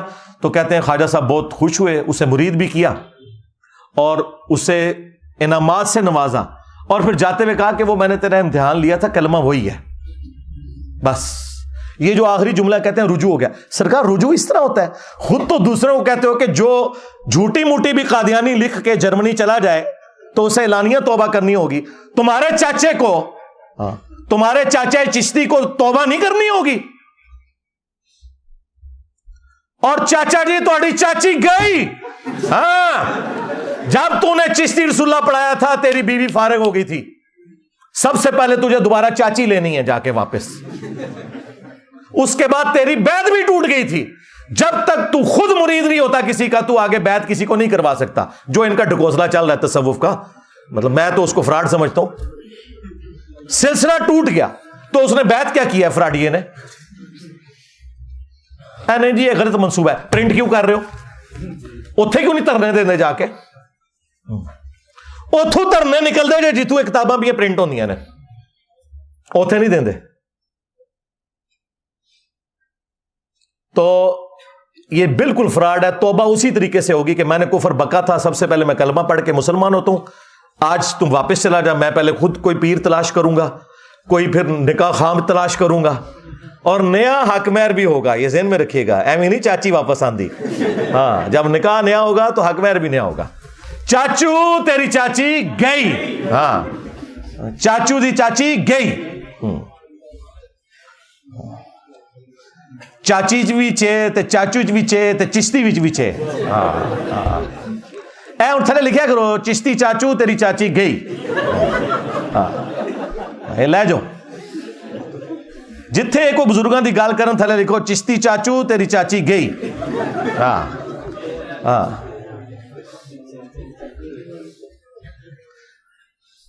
تو یہ اس طریقے سے جھوٹے جھوٹے دفاع کرتے ہیں. اللہ کے بندو اس طریقے سے اگر معاملہ، اگر کلمہ ہی نہیں ہے تو پیچھے اسلام کیا رہ گیا؟ اور دوسرا ریفرنس ہے اشرف علی تھانوی رسول اللہ. آپ سوچ رہے ہوں کہ اس کا ذکر کیوں کر رہے ہیں بریلویوں کے ساتھ؟ اس لیے کہ بریلویوں کو یہی بات سمجھ آئے گی کیونکہ اشرف علی تھانوی رسول اللہ کو وہ کفر کہتے ہیں آلریڈی. اب ویسے خاموشی اختیار کر لیے. ایک مولوی نے تقریر ریکارڈ کی، کہتا رہا اشرف علی رسول اللہ کا سوال تو یہ علماء دیوبند خود جواب دیں گے، میں صرف چشتی رسول اللہ کا جواب دوں گا. ہائے ہائے کس طرح پرا بنے انہیں. یعنی ایک جملہ بولنے کے لیے تیار نہیں ہے. کہہ رہے ہیں وہ دفاع کریں گے. ایک جملہ بول دو نا کہ ہم 100 سال سے کفر کہہ رہے تھے، اب انجینئر کی وجہ سے اب ہم صرف انجینئر پہ بھونکیں گے، ان کو ہم کچھ نہیں کہیں گے، ہم اتنے ماز نہیں کھول سکتے. وہ انجینئر کا حوصلہ ہے. ہاں تو یہ دوسرا ریفرنس بھی بریلویوں کے کھاتے میں ہے کیونکہ اب یہ خاموش ہو رہے ہیں. اور جب اس کو کفر کہیں گے تو ہم لا کے چشتی رسول اللہ سامنے رکھ دیں گے. آپ کہیں گے ہاں جی فتویٰ تو آپ پہلے ہی دے چکے ہو، لو تمہارے بابا جی اور چاچو جی اور چاچی جی فارغ. تیسرا ریفرنس میں نے کشف المحجوب سے دیا تھا. صحو اور سکر والے چیپٹر میں انہوں نے باجزید بستامی کا سکر بچانے کے لیے اور جنید بغدادی کا صحو بچانے کے لیے انبیاء اکرام کو تختہ مشق بنایا. اور انہوں نے کہا کہ جس طرح حضرت داؤد علیہ السلام کی بھی نظر پڑ گئی تھی نا اپنے ایک صحابی کی بیوی پر اور انہیں پسند آئی اور جنگ میں آگے مروا دیا اور خود شادی کر لی، تو وہ حالت صحو میں تھے. یہ صحو سواد والا ہے، یعنی ہوش میں تھے. وہ ایک سین کے ساتھ صاحب ہوتا ہے، وہ بھول ہوتا ہے. تو اسی لیے انہیں بعد میں توبہ بھی کرنی پڑی. یہ جھوٹا واقعہ جو تورات میں لکھا تھا، اس سے انہوں نے جنید بغدادی کا صحو ثابت کیا کہ اگر کوئی بزرگ کام ڈال دے نا ہوش میں بھی تو آپ نے کوئی فکر نہیں کرنی، وہ حالت صحو میں ہوتے ہیں. ہوش بھی کم پاؤنڈ پھر بھی تسی تعویل کرنی چاہتی. ہاں اور سکر انہوں نے کہا مدہوشی. تو اس کی مثال کیا نبی علیہ السلام کی جو نظر پڑی تھی ایک صحابی کی بیوی پر، نعوذ باللہ، زید ابن حارثہ کی، اور اللہ تعالیٰ نے اس صحابی کے دل میں اس کی نفرت ڈالی، پھر حضور نے ان سے شادی کر لی. یہ جھوٹا واقعہ، اس سے انہوں نے بایزید بستامی کا سکر ثابت کیا اپنے بابے کو بچانے کی خاطر. خود پیر کرم شاہ صاحب الازہری نے ضیاء القرآن تفسیر کے اندر لکھا ہے یہ کافروں کی سازش ہے یہ واقعہ ہماری کتابوں میں آنا.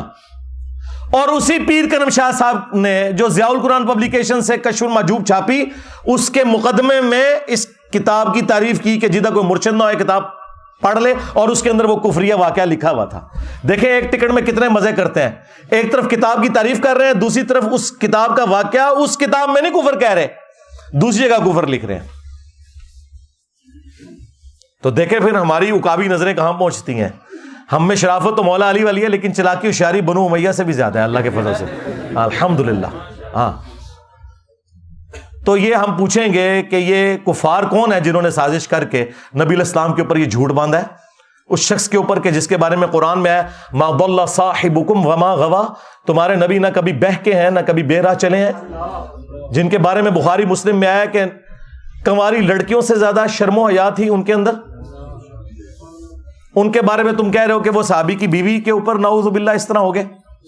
اور ایک چھوٹو مولوی انہوں نے لانچ کیا، وہ چھوٹو ایسا میرے قابو آیا ہے، یہ چھوٹو آج کہہ رہا ہے یہ چشتی رسول اللہ تو بالکل کفر ہے، یہ تو بعد میں کسی نے ڈالا ہے. اور یہ چھوٹو اس مناظرے میں نہ صرف بیٹھا ہوا تھا جس میں انہوں نے چشتی رسول اللہ کا دفاع کیا، بلکہ یہ پیچھے سے سبحان اللہ بھی کہہ رہا تھی. ہاں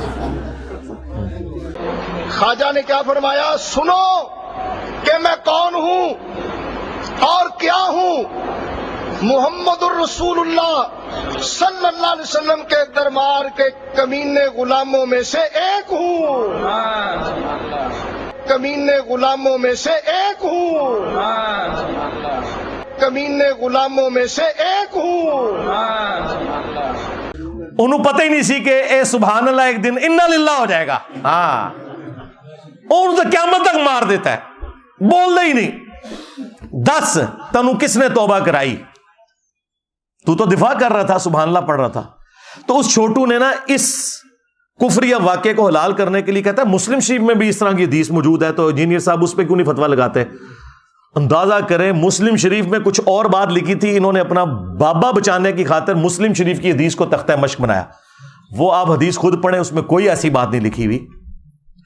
صحیح مسلم میں حدیث موجود ہے کہ نبی صلی اللہ علیہ وآلہ وسلم نے فرمایا کہ اللہ تعالیٰ نے مجھے اچانک جو نگاہ پڑ جاتی ہے نا کسی نامحرم پر، حکم دیا کہ میں فوراً ہٹا لوں. اور ایک اور حدیث ہے صحیح مسلم کے اندر جو اس نے پیش کی کہ نبی علیہ السلام ایک جگہ بیٹھے تھے، سامنے سے کچھ عورتیں گزری، آپ کی اچانک نظر پڑی تو آپ نے ہٹا لی اور آپ اپنے گھر گئے، اپنی بیوی کے ساتھ ازدواجی تعلق قائم کیا اور پھر باہر تشریف لائے. اور آپ نے فرمایا کہ اگر اس طریقے سے کسی کی نظر نامحرم پر پڑ جائے غلطی سے تو فوراً ہٹا لے اور وہ اپنی بیوی کے پاس جائے، کیونکہ اللہ تعالیٰ نے اس کے پاس بھی وہی چیز رکھی ہے. یہ طریقہ تمہیں دل صاف رکھنے کے لیے، پاک رکھنے کے لیے ایک کارگر طریقہ نبی صلی اللہ علیہ وآلہ وسلم نے تعلیم فرمایا. اس سے وہ کہہ رہے ہیں کہ جی وہ جو واقعہ لکھا ہوا ہے نا زید ابن حارثہ کی بیوی والا، اس میں تو لکھا ہے کہ وہ ناپسند ہوئی، نبی علیہ السلام نے اس عورت سے شادی کر لی. یہ واقعہ اگر مسلم میں یوں ہوتا نا کہ جس عورت پہ حضور کی نظر پڑی تھی وہ جیسے ہی اپنے گھر پہنچی، اس کے خامند کے دل میں اللہ نے اس کی نفرت ڈال دی، پھر اس نے طلاق دے دی، پھر نبی علیہ السلام نے اس کو بلوا کے خود اس سے شادی کر لی. یہ بکواس لکھا ہوا تمہارے بابے نے، مسلم شریف میں یہ نہیں لکھا ہوا. دھوکہ دینا بند کرو. یہ 3 ریفرنس ہو گئے جی. چوتھا ریفرنس وہ تذکرۃ الاولیاء میں جو بایزید نے کہا کہ لوائی اعظم من لوائی محمد، قیامت کے دن محمد کے جھنڈے سے بڑا میرا جھنڈا ہوگا، اور میں قسم اٹھا کے کہتا ہوں کہ محمد اور تمام انبیاء اور تمام انسانیت میرے جھنڈے کے نیچے ہوگی. اور تنو کھنگڑ نہیں دینا کسی نے. ہاں اور حنیف قریشی صاحب کہہ رہے ہیں نہیں وہ اللہ بول رہا تھا، اللہ کا جھنڈا تو محمد کے جھنڈے سے بڑا ہوگا. بھائی اللہ کا جھنڈا تو آلریڈی محمد صلی اللہ علیہ وآلہ وسلم کے ہاتھوں میں ہے، تمہارے بابے کے ہاتھ میں کون سا جھنڈا ہے؟ کہیں وہ جھنڈا تو نہیں جو بخاری مسلم میں آیا کہ ہر غادر اور خائن شخص کے لیے، دھوکہ باز کے لیے میدان محشر میں ایک جھنڈا گاڑا جائے گا اور اسے آواز دی جائے گی فلاں بن فلاں آ جا، ایتھے کھلو پتہ لگے کہ تو دھوکے باز ہے. یہ تمہارے بابوں کے ساتھ ہونا ہے. یہ جھنڈے ہیں جن کو تم نے لواء الحمد مانا ہوا ہے. تمہارا بایزید یہ کہتا رہا. اب تو یہ دفاع کرتے ہیں نا, تو پھر ہم انہیں کہہ سکتے ہیں نا. اور دیکھو تمہارا بایزید یزید دا ابا, ہاں یہ بھی 261 ہجری میں مرا ہے, اور ہمارے امام مسلم بھی 261 ہجری میں دنیا سے تشریف لے گئے. ایک ہی سن میں دونوں فوت ہوئے ہیں. ان کی کنیت ہے ابو الحسین, ہاں, اور تیرے بابے کی کنیت ابو یزید. اور اس سے بڑا جھوٹ کہتے ہیں امام جعفر کا مرید تھا وہ. اوے جعفر کے مرید تو آج یزید نہیں رکھتے اپنے بچوں کے نام. کہتے ہیں جی جائز نہ ہے, رہو نا, ہاں, تاکہ جو تو سکول جاؤ.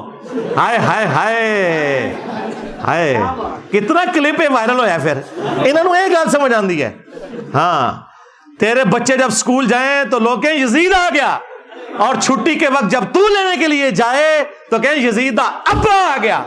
ہاں, بچاؤ اپنے بابے نو, ہن اپنے نام رکھو, اپنے پترا دے نام یزید رکھو, اور اپنی کنیت رکھو ابو یزید. ہاں, تیرا ابو یزید تو کہتا رہا کہ محمد صلی اللہ علیہ وسلم میرے جھنڈے کے نیچے ہوں گے, اور میرا امام مسلم ابو الحسین مسلم نے مسلم شریف میں حدیث لی کہ نبی علیہ السلام نے فرمایا قیامت کے دن سب سے پہلے میں قبر سے نکالا جاؤں گا, سب سے پہلے میں شفاعت کروں گا, سب سے پہلے میری شفاعت قبول کی جائے گی. اور مسلم شریف میں ایک اور حدیث ہے کہ سب سے پہلے میں جنت کا دروازہ کھٹکھٹاؤں گا, داروغے جنت پوچھیں گے کون, میں کہوں گا محمد, تو وہ کہیں گے کہ مجھے اللہ نے حکم بھی یہ دیا تھا کہ صرف آپ کے نام کے اوپر یہ دروازہ کھلے گا. ہاں, یہ میرا امام لکھ کے گیا ابو الحسین مسلم بن حجاج القشیری. اور بازید کے چیپٹر میں نا انہوں نے لکھا ہوا ہے بازید بستامی کی معراج. ہاں, اور کہتے ہیں جس طرح انبیاء میں رسول اللہ کو معراج ہوئی ہے نا, اس طرح اولیاء میں اس کو ہوئی ہے معراج. یعنی ابو بکر عمر عثمان و علی کو نہیں ہوئی, ان ہوئی ہے. اور کہتے ہیں جنید بغدادی فرمایا کرتے تھے, اس میں ساتھ لکھا ہوا ہے تذکرۃ الاولیاء میں, کہ بازید کا مقام اولیاء میں ایسا ہے جیسا کہ جبرائیل علیہ السلام فرشتوں میں, یعنی فرشتوں کے سردار جبرائیل ہیں, اولیاء کے سردار بازید ہیں. تو سرکار عبد القادر جیلانی دی ہو گئی چھوٹی. ہاں, کیونکہ آپ تو کہتے ہیں وہ اولیاء کے سردار ہیں, اور عبد القادر جیلانی تو آئے بھی بعد میں, وہ 471 میں پیدا ہوئے اور 561 ہجری میں فوت ہوئے, اور یہ ان سے 300 سال پہلے فوت ہوئے 261 ہجری میں بازید بستامی. ان فیصلہ کرو کہ اولیاء دا سردار کون ہے. ہم سے پوچھیں گے ہمارے تو اولیاء کے سردار ہیں ابو بکر عمر عثمان و علی رضی اللہ عنہم اجمعین وعلیہم السلام اجمعین. تو اسی فیصلہ کرو کہ عبد القادر جیلانی ولیاں دا سردار ہے یا بازید بستامی, کیونکہ تواڈے جنید بغدادی نے کہا ہے نا. ہاں, اور جنید بغدادی تو خود عبد القادر جیلانی کا پردادا پیر ہے. پردادا پیر کی بات مانے یا عبد القادر جیلانی کی مانے؟ سب کچھ فراڈ چل رہا ہے بھائی. تو یہ نبی صلی اللہ علیہ وآلہ وسلم کی عصمت کے اوپر لوگ ڈاکہ مارا کرتے تھے. ہم نے آ کے اب ان کو پکڑا ہے, اور ان کا جو بہانہ تھا نا جی با خدا دیوانہ باش, کیونکہ یہی بازید کہتا تھا سبحانی ما اعظم شأنی, میں پاک ہوں میری شان بڑی بلند ہے. وہ کہتے ہیں وہ اللہ بول رہا تھا منہ سے, تو وہ یہ آپ ذرا شتیہات میں لیں. لیکن یہ جو اس نے بکا کہ میرا جھنڈا محمد کے جھنڈے سے بڑا ہوگا, جبکہ قیامت کے دن جھنڈا ایک ہی ہے اللہ کا, وہ رسول اللہ کے ہاتھوں میں ہے, یہ کس جھنڈے کی بات کر رہا ہے؟ ٹائم قیامت تک کا جواب دینا جو ویڈیو چاہ کے دا.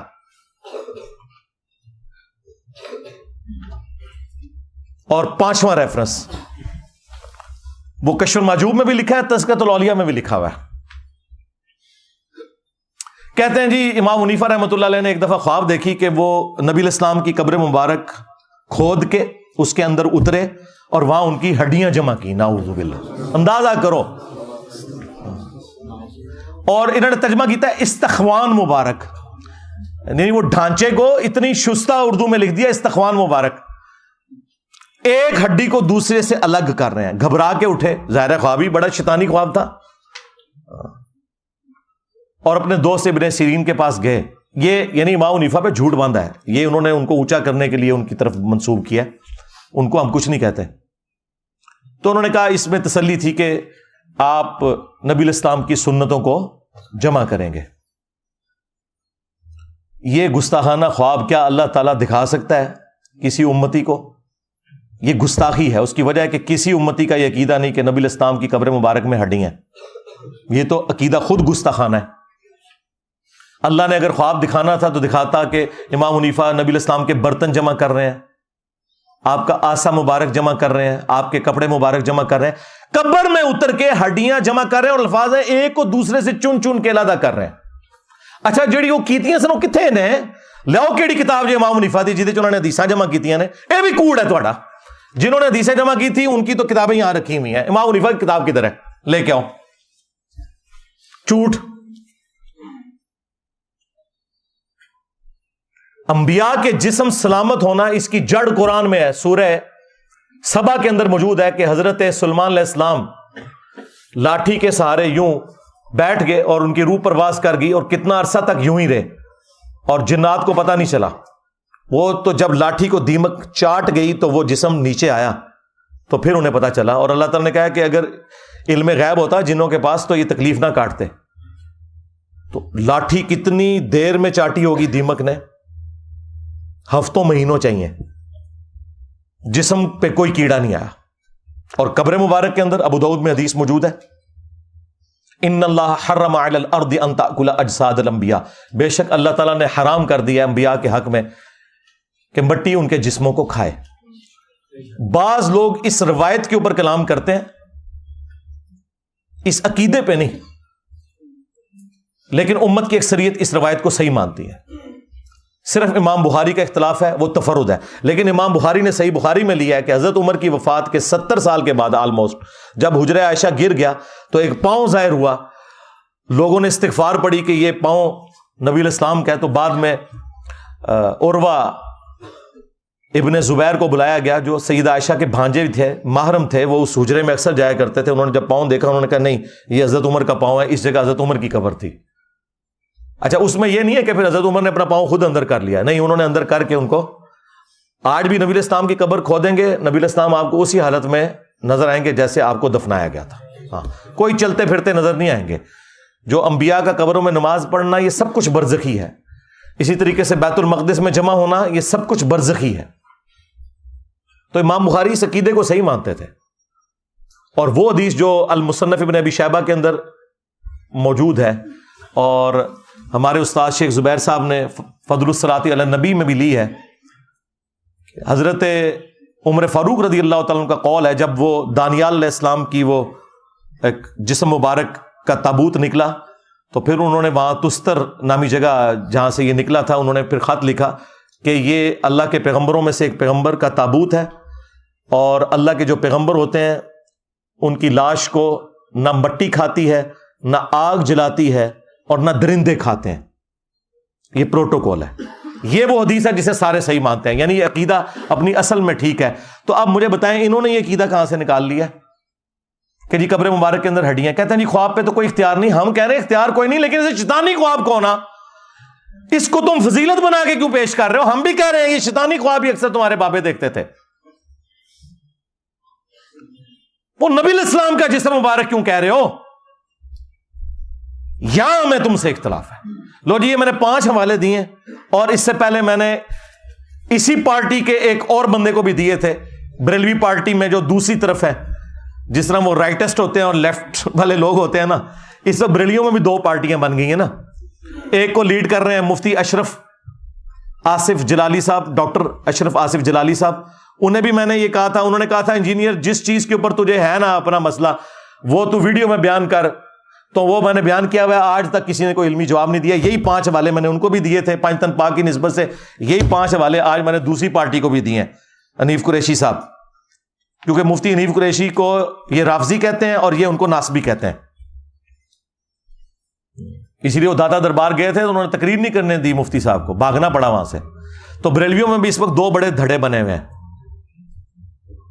تو اس کو تو میں نے پہلے دیا تھا, مفتی صاحب کو میں نے اب دے دیا, اور میں نے کوئی بے احترامی مفتی صاحب کی نہیں کی. امید ہے وہ ویڈیو میں آ کے جواب دیں گے اور ان ساری باتوں میں اپنی عوام کو سیٹسفائی کریں گے. ہمیں سیٹسفائی کرنے کی ضرورت نہیں, آپ اپنی پبلک کو خود جواب دیں. اور علمی پوائنٹ نمبر 7 جو آخری, جو ان کے پاس حربہ ہوتا ہے کہ جی انجینئر صاحب کو ہمارے ساتھ بٹھا دیں یا میرے پاس آ جائیں یا میں اکیڈمی آ جاتا ہوں. سرکار اس کی ضرورت ہی نہیں ہے. آپ اپنی کوئی نمائندہ شخصیت کی بات کریں.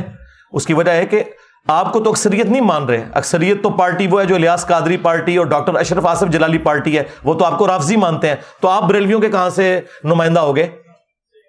سیدھی سی بات ہے, میجورٹی تو ان کے ساتھ ہے. آپ کو کس نے نمائندہ شخصیت بنا دیا؟ اور ان کی بھی بات ہم کریں گے, وہ بھی نمائندہ شخصیت نہیں ہے ڈاکٹر اشرف جلالی, کیونکہ دوسری پارٹی ان کے خلاف ہے. نمائندہ شخصیت ہے مفتی منیب الرحمان صاحب. ہاں, جب سعد رضوی صاحب کے دھرنے کے اوپر مشکل وقت آیا تھا تو اس وقت کے آرمی چیف نے مفتی منیب صاحب کو بلا کر ثالثی کروائی تھی. وہ ہے نمائندہ شخصیت. تو نکالو اپنے بڑوں کو, ہاں ہوا لگواؤ 14 اگست کے اوپر. ہاں یار, ہمارے پاکستانی قوم بھی اپنے صدر پاکستان کو ہوا لگواتی ہے. ہاں, حالانکہ ڈیموکریٹک سسٹم میں صدر کے عہدے کی کوئی ضرورت ہی نہیں. یہ کروڑوں اربوں روپے کا نقصان پاکستانی نیشن کے اوپر انہوں نے تھوپا ہوا ہے. پرائم منسٹر ہے, بس صرف ایک اعزازی ہوتا ہے. تو اپنے بڑوں کو ہوا لگواؤ نا.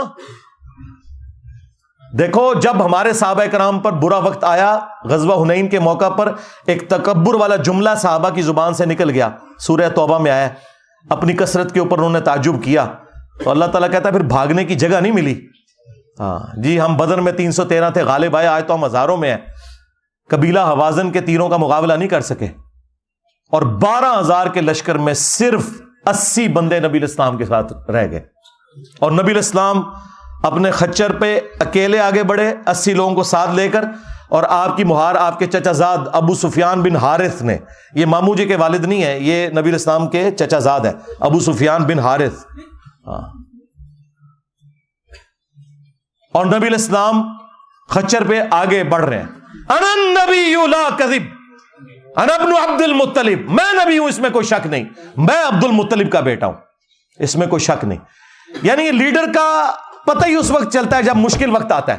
اگر نبی الاسلام اپنی اس دعوت میں سچے نہ ہوتے تو کبھی آگے نہ بڑھتے. اور آپ نے ایک مٹھی بھری یوں کنکروں کی اور کافروں کی طرف یوں پھینکی, اللہ تعالیٰ نے ان کی آنکھوں کو اندھا کر دیا, مسلمانوں کو فتح نصیب ہوگی. تو سرکار, آپ کے فرقوں کے اوپر برا وقت آیا ہے تو نکالو اپنے بڑے باہر. ہاں, نکلے مفتی منیب صاحب, میں ہوں مفتی منیب, اس میں کوئی شک نہیں, میں ہوں مفتی اعظم پاکستان. انجینئر کدھر ہے, نکل آ. مفتی صاحب آئے, ان کو آنے کا ٹکٹ بھی دوں گا, اور اسلام آباد سے جیلم کی میں اسپیشل گاڑی ان کے لیے بھجواؤں گا, اور یہاں میں انہیں بٹھاؤں گا, خود سامنے بیٹھوں گا. ہاں, آ کے بات کریں عقیدے کے اوپر. اور یہ مجھے شوق نہیں ہے, یہ کہتے ہیں نا جی بیٹھ, اور ہمارے اسٹوڈنٹ بھی ہمیں آئے دن جو ہے وہ تنگ کرتے ہیں. میں آپ لوگوں کی وجہ سے کہہ رہا ہوں, ورنہ مجھے کوئی ضرورت نہیں یار. جن لوگوں کی اپنی ویورشپ سینکڑوں اور ہزاروں میں ہے, ٹھیک ہے, میری تصویر لگائیں تو ہزاروں تک جاتی ہے, ان کے ساتھ مجھے بیٹھ کے کیا لینا ہے. آئے, جو بندیوں کو شوق ہے مفتی تقی عثمانی صاحب کو نکالیں. میں ہوں مفتی تقی عثمانی, علماء دیوبند کا ہیڈ. انجینئر آ سامنے, یہاں بیٹھے, میں نیچے بیٹھوں گا. وہابی نکالیں ساجد میر صاحب کو, شیعہ نے نکالنا ہے ساجد نقوی صاحب کو نکالیں. اور یہ مطلب میں ان کی کوئی توہین نہیں کر رہا, مجھے ان پر اعتماد ہے کہ ان کے ساتھ میں بات کروں گا تو مسئلہ حل ہوگا, کیونکہ نچلے تو اتنے زیادہ ہی ختم ہی نہیں ہوں گے. ایک سے بات کروں گا, دوسرا کہ ان کو تو پتہ ہے ان کو تو یہ فیلڈ ہی نہیں تھی, اس لیے وہ انجینئر صاحب سے زیر ہو گئے. تو وڈا کڈو, ڈائریکٹ فائنل میچ کھیلیے. ہاں, اور یہ آپ کی خواہش کے اوپر ہے. اتنا مشکل وقت آیا ہوا نا یار, یہ بڑے کس دن کام آنے ہیں, اس سے برا وقت آنا تھا فرقوں پہ. اسی دن کے لیے بندے سنبھالے ہوئے تھے نا, نکالو. اچھا تم کہتے ہو اگر یہ بول نہیں سکتے تو میں ایک اور آفر دیتا ہوں, یہ آ جائے, تم ان کے ساتھ بیٹھ جاؤ, ان کو سامنے بٹھاؤ اسٹیچو بنا کے, اور پہلے اناؤنسمنٹ کرو کہ ان کو چونکہ بات کرنی نہیں آتی, ان کے بہاف پہ میں بولوں گا. انجینئر صاحب آؤ, ختم نبوت کے اوپر بات کرو, عقیدہ توحید کے اوپر بات کرو, گستاخانہ عبارتوں کے اوپر بات کرو, میں کرنے کے لیے پھر بھی تیار ہوں. یہ معقول ہے نا جی؟ اس سے بھی آسان, اگر وہ بڑوں کو ہوا نہیں لگا سکتے, بڑوں سے ایک ویڈیو کلپ بنواؤ. بعض لوگ کہہ رہے ہیں انجینئر صاحب نے پہلے کہا تھا لکھوا کے لاؤ. سرکار میں نے پہلے دن سے کہا ہے ویڈیو لازمی بنوانی ہے, اور لکھی ہوئی تو ٹویٹس بھی ڈیلیٹ کر دیتے ہیں لوگ. ویڈیو چاہیے کہ یہ میرا بچہ, یہ میرا ریپرزینٹیٹو ہے, اس کی جیت میری جیت, میری جیت میرے فرقے کی جیت، اس کی ہار میری ہار اور میری ہار میرے فرقے کی ہار ہے۔ سرکار یہ باتیں ہیں، اسی لیے تو وہ ایک گلے پھاڑنے والے کو ان کے بڑے نے فارغ کر دیا تھا کہ تیری وجہ سے میری داڑھی پٹی جاتی ہے، تو آئے دن جا کے گل کرنا ہے اور سیدھا میرا نام لینا ہے، کڈو ساجد میر صاحب نو، ساجد میر صاحب نو۔ انہوں نے کہا تو منو بڑا بے شرم آدمی ہے، تو آئے دن میری داڑھی پٹوانا ہے تو۔ اور حقیقت بات ہے وہ بہت ماڈریٹ آدمی ہے، ساجد میر صاحب انتہائی ماڈریٹ آدمی ہے، وہ اس طرح کے نہیں ہے۔ وہ ہمارے استاد جو پروفیسر احمد رفیق اختر صاحب، ان کے پروگرام میں بھی وہ جایا کرتے تھے، مہمان خصوصی ہوتے تھے، اتنا ان کے اندر یعنی ٹالرنس موجود ہے۔ تو اس کی وجہ سے ان کو بھی سننی پڑتی ہیں، اور یہ میں سب کچھ صرف ان لوگوں کی خواہش پہ کہہ رہا ہوں، مجھے کوئی ضرورت نہیں ہے۔ اپنے بڑوں کو لانچ کریں یا ان سے ویڈیو اس طرح بنوائیں اور ٹائم قیامت تک جائے۔ یہ میں نے اس آخری بات کا جواب دیا جو انہوں نے کہا کہ جی وہ بھی کلپ بناتے ہیں، میں بھی کلپ بناتا ہوں، تو مسئلہ ختم نہیں ہوتا۔ سرکار مسئلہ ختم ہو گیا ہے، مسئلہ ختم یہ ہوا ہے کہ تمہاری عوام یہاں آ گئی ہے، مسئلہ ختم ہو چکا ہے، مجھے تو کوئی مسئلہ نہیں ہے۔ تم نے اپنی عوام کو اگر واپس لینا ہے تو انہیں قائل کر لو، سیدھی سی بات ہے۔ میرے ساتھ بیٹھ کے کیا لینا ہے؟ میرے ساتھ بیٹھنا ہے تو پھر میں نے جو آپ کو یہ ساری چیزیں بتائی ہیں وہ آپ کے سامنے۔ میرا خیال ہے مفتی صاحب کو اور ان کے کٹر فالورز کو اس کے بعد انشاءاللہ آرام آ جائے گا۔ صلو علی محمد وآل محمد، اللہم صلی علی محمد وعلی آل محمد واصحاب محمد وازواج محمد وامت محمد اجمعین الی یوم الدین، آمین۔ اچھا جی، اونٹ تو آڑے جو کچھ لوگ اٹھ کے باہر جانتے باہر لنو اندر آن دو، ٹھیک ہے؟ اور پھر میں آپ کی پرچیاں پڑھتا ہوں اور انشاءاللہ کوشش کرتا ہوں کہ 1 بجے سے پہلے ساروں کو فارغ کروں انشاءاللہ تعالی۔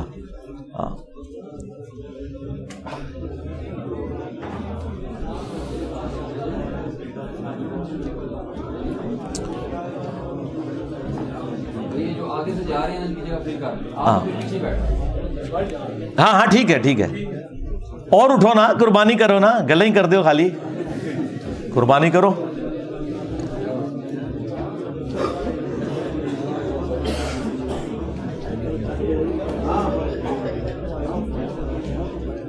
اچھا میرے بھائیو، اب آپ کی پرچیوں کا سلسلہ شروع کرتا ہوں انشاءاللہ۔ وہی جو ڈیٹیل طلب چیزیں ہوں گی وہ انشاءاللہ میں آپ کو ویڈیو ریفر کر دوں گا اور باقی کے اوپر صرف ورڈکٹ دوں گا انشاءاللہ تعالی۔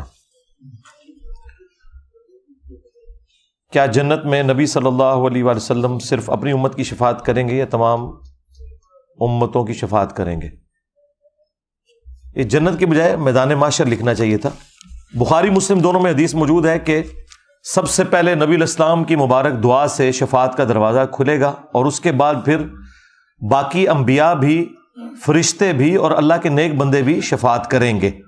صرف انبیاء تک یہ شفاعت نہیں ہے، اور اللہ کے نیک بندوں سے مراد وہ لوگ ہیں جنہوں نے واقعی اللہ کے لیے کمٹمنٹ شو کی ہے، اپنی عبادت نہیں کروائی بلکہ اللہ کی عبادت کی ہے۔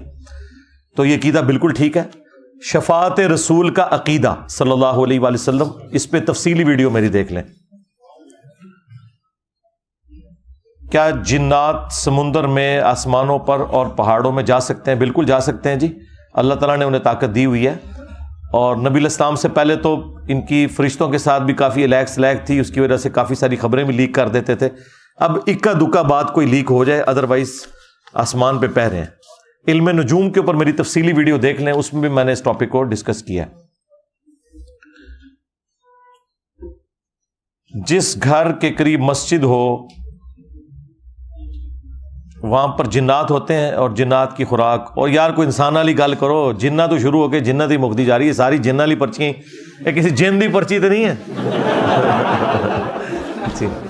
دیکھیں گھروں میں ہوں یا مساجد کے اندر ہوں، اس کے ساتھ آپ کا کوئی لینا دینا نہیں ہے۔ اس کی وجہ یہ کہ آپ اس طرح فیل نہیں کر سکتے، الا یہ کہ کبھی وہ انسانی شکل میں سامنے آ جائیں تو ان کے لیے کوئی جگہ تنگ نہیں ہوتی۔ ہمیں حکم یہ ہے کہ ہم جب ٹوائلٹ جائیں گے تو ہم نے دعا کرنی ہے، صحیح بخاری میں حدیث ہے، اللہم انی اعوذ بک من الخبث والخبائث، اے اللہ میں شریر جنوں اور جنیوں سے تیری پناہ میں آتا ہوں۔ بس یہ آپ نے دعا کرنی ہے تاکہ وہ کوئی خطرناک معاملہ نہ ہو۔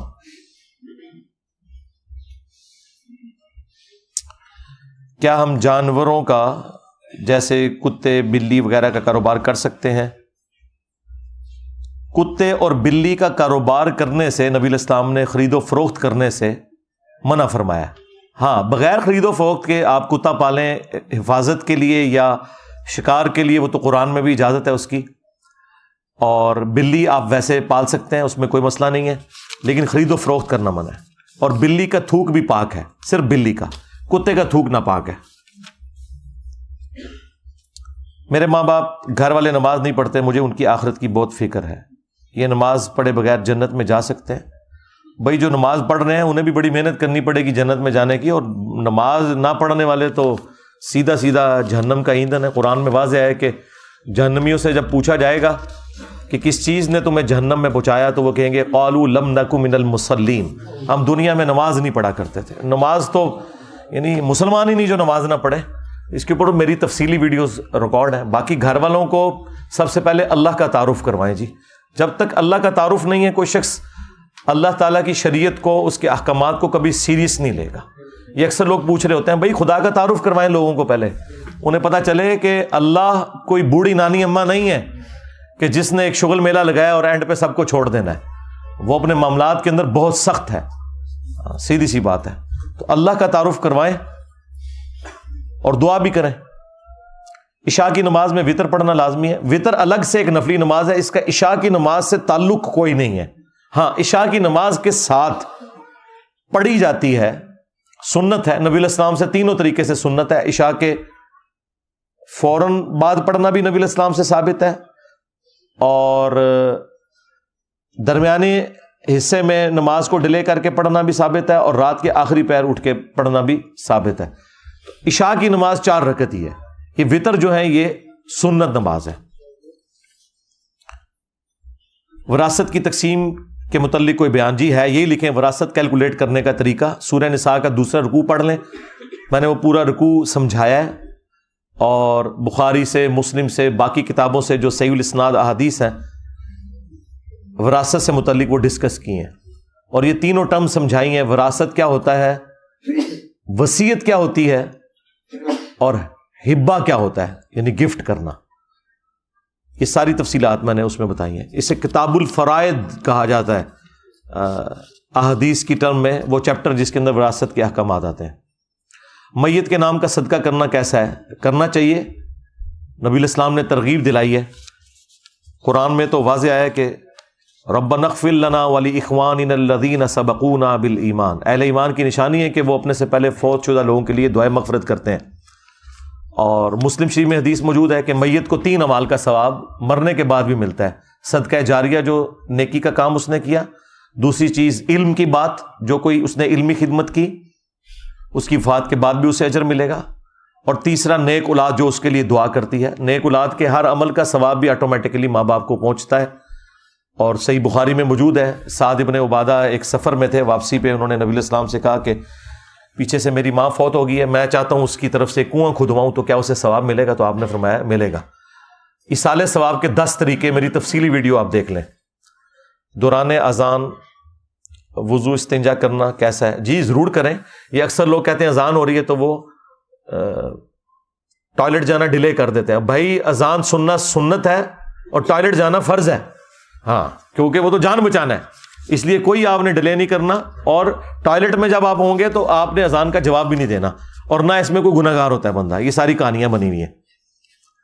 9-10 محرم والے دن اللہ کے نام کی نیاز بانٹنا، اللہ کے نام کی نیاز تو روزانہ ہی بانٹنی چاہیے۔ باقی 9 اور 10 کو جب آپ فکس کر کے کرتے ہیں اور اس سے اجتماعی ایکٹیویٹی بناتے ہیں، یا 12 ربیع الاول کے موقع کے اوپر، تو اس کے اوپر ہماری ریزرویشن ہوتی ہے، وہ اس اعتبار سے کہ اس طرح کی دینی ایکٹیویٹی بنا کے کسی چیز کو کرنا، وہ پھر آپ اس کو دین کے حصے کے طور پر بنا دیتے ہیں۔ ویسے غریبوں کو آپ کھانا کھلائیں، ہاں اگر آپ ویسے ہی روزانہ کھلاتے ہیں اور پھر 9-10 محرم بھی اس میں آ گئی تو بالکل ٹھیک ہے۔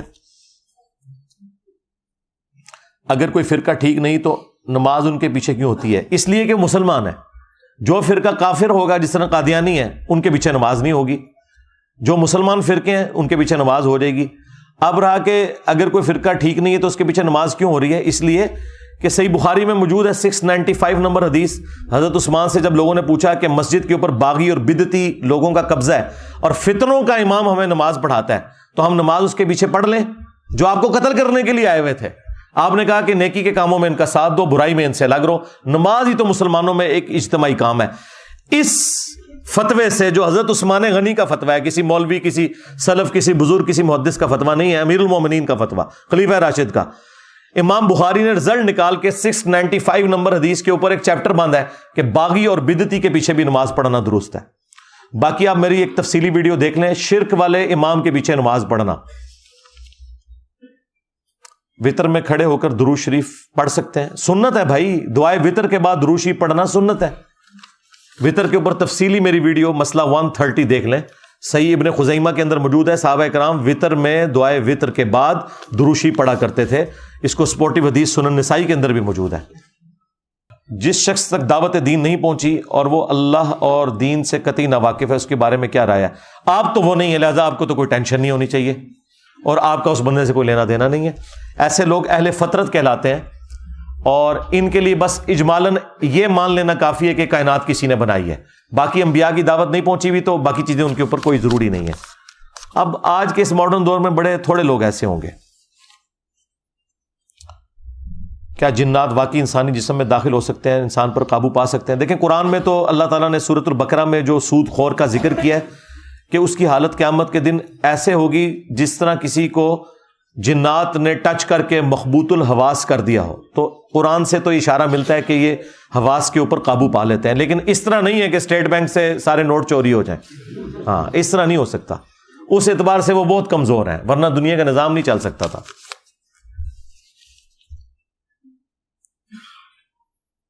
اب یہ کوئی 8-10 لائنوں کا یہ کاغذ ہے جی, کیا لکھا ہے جی انہوں نے اس میں؟ یہ پڑھی ہوئی ہے آپ نے پرچی؟ ہاں پڑھیں ذرا, کیا لکھا ہوا ہے. اتنی سوال نہیں اتنا لمبا ہوتا, جواب لمبا ہوتا ہے. سوال ایک لائن کا ہوتا ہے. بھائی کا قتل ہوا ہے اور اس کے میں نے شک کیا کسی بندے پہ کہ قاتل ہے, لیکن اس نے میرے سامنے قرآن پہ حلف دیا تو میں نے مان لی کہ یہ قاتل ہے, میں نے اسے معاف کر دیا. کیا یہ جائز ہے؟ کیا معاف کرنا تو آپ کا حق ہے, جسے معاف اوریجنل بھی ہو تب بھی آپ معاف کر سکتے ہیں, آپ کا رائٹ ہے. نہیں, عدالت کے ذریعے سے نہیں کیا, اس نے قرآن پہ میرے سامنے حلف دیا تو میں نے کہا ٹھیک ہے سچا حلف دے. ٹھیک ہے, تو وہ آپ کا اپنا معاملہ ہے, ٹھیک ہے. اگر عدالت میں تو کیس نہیں نہ پہنچا ہوا, فیملی نہیں مان, عدالت میں کیس نہیں نہ پہنچا ہوا, تو میرے بھائی آپ کو یہ صرف قرآن پہ ہاتھ رکھنے سے اگر تحقیق ہوگی ہے تو یا تو سارے جھوٹا ہی قرآن اٹھاتے ہیں. جب مولوی جھوٹا قرآن بیان کرتا ہے ممبر کے اوپر تو عام آدمی بھی, یہ آپ نے خود کرنا ہے بھائی, یہ جوڈیشری کا مسئلہ ہے, ہمیں نہیں پتا. ہم آپ کو یہ بتا سکتے ہیں کسی بندے کا قرآن پہ ہاتھ رکھ کے کہنا کہ میں نے قتل نہیں کیا, یہ کوئی دلیل نہیں ہے کہ وہ سچا ہے, کیونکہ یا تو مولوی جھوٹا قرآن اٹھاتے ہیں. میرا جواب اس میں پھر یہ ہے, اسلام میں جوائنٹ فیملی سسٹم کی حیثیت, جوائنٹ فیملی سسٹم یہ جو ہم نے بنایا ہوا ہے نا ساس سسر والا, یہ تو اسلام میں کوئی نہیں ہے. اسلام میں تو یہ ہے کہ شادی ہو تو فیملی الگ ہو, اسی میں عافیت رہتی ہے. اسی وجہ سے آپ دیکھتے ہیں کہ جو فیملیز ماں باپ کے ساتھ جو بچے رہتے ہیں زندگی میں ذلیل ہوتے ہیں, بعد میں بھی وہ دوسرے بہن بھائیوں کی گالیاں کھاتے ہیں, اور جو ماں باپ کی خدمت نہیں کرتے دوسرے ملکوں میں رہتے ہیں, ماں باپ بھی ان سے بڑے خوش ہوتے ہیں. یہ ایک عجیب بات ہے.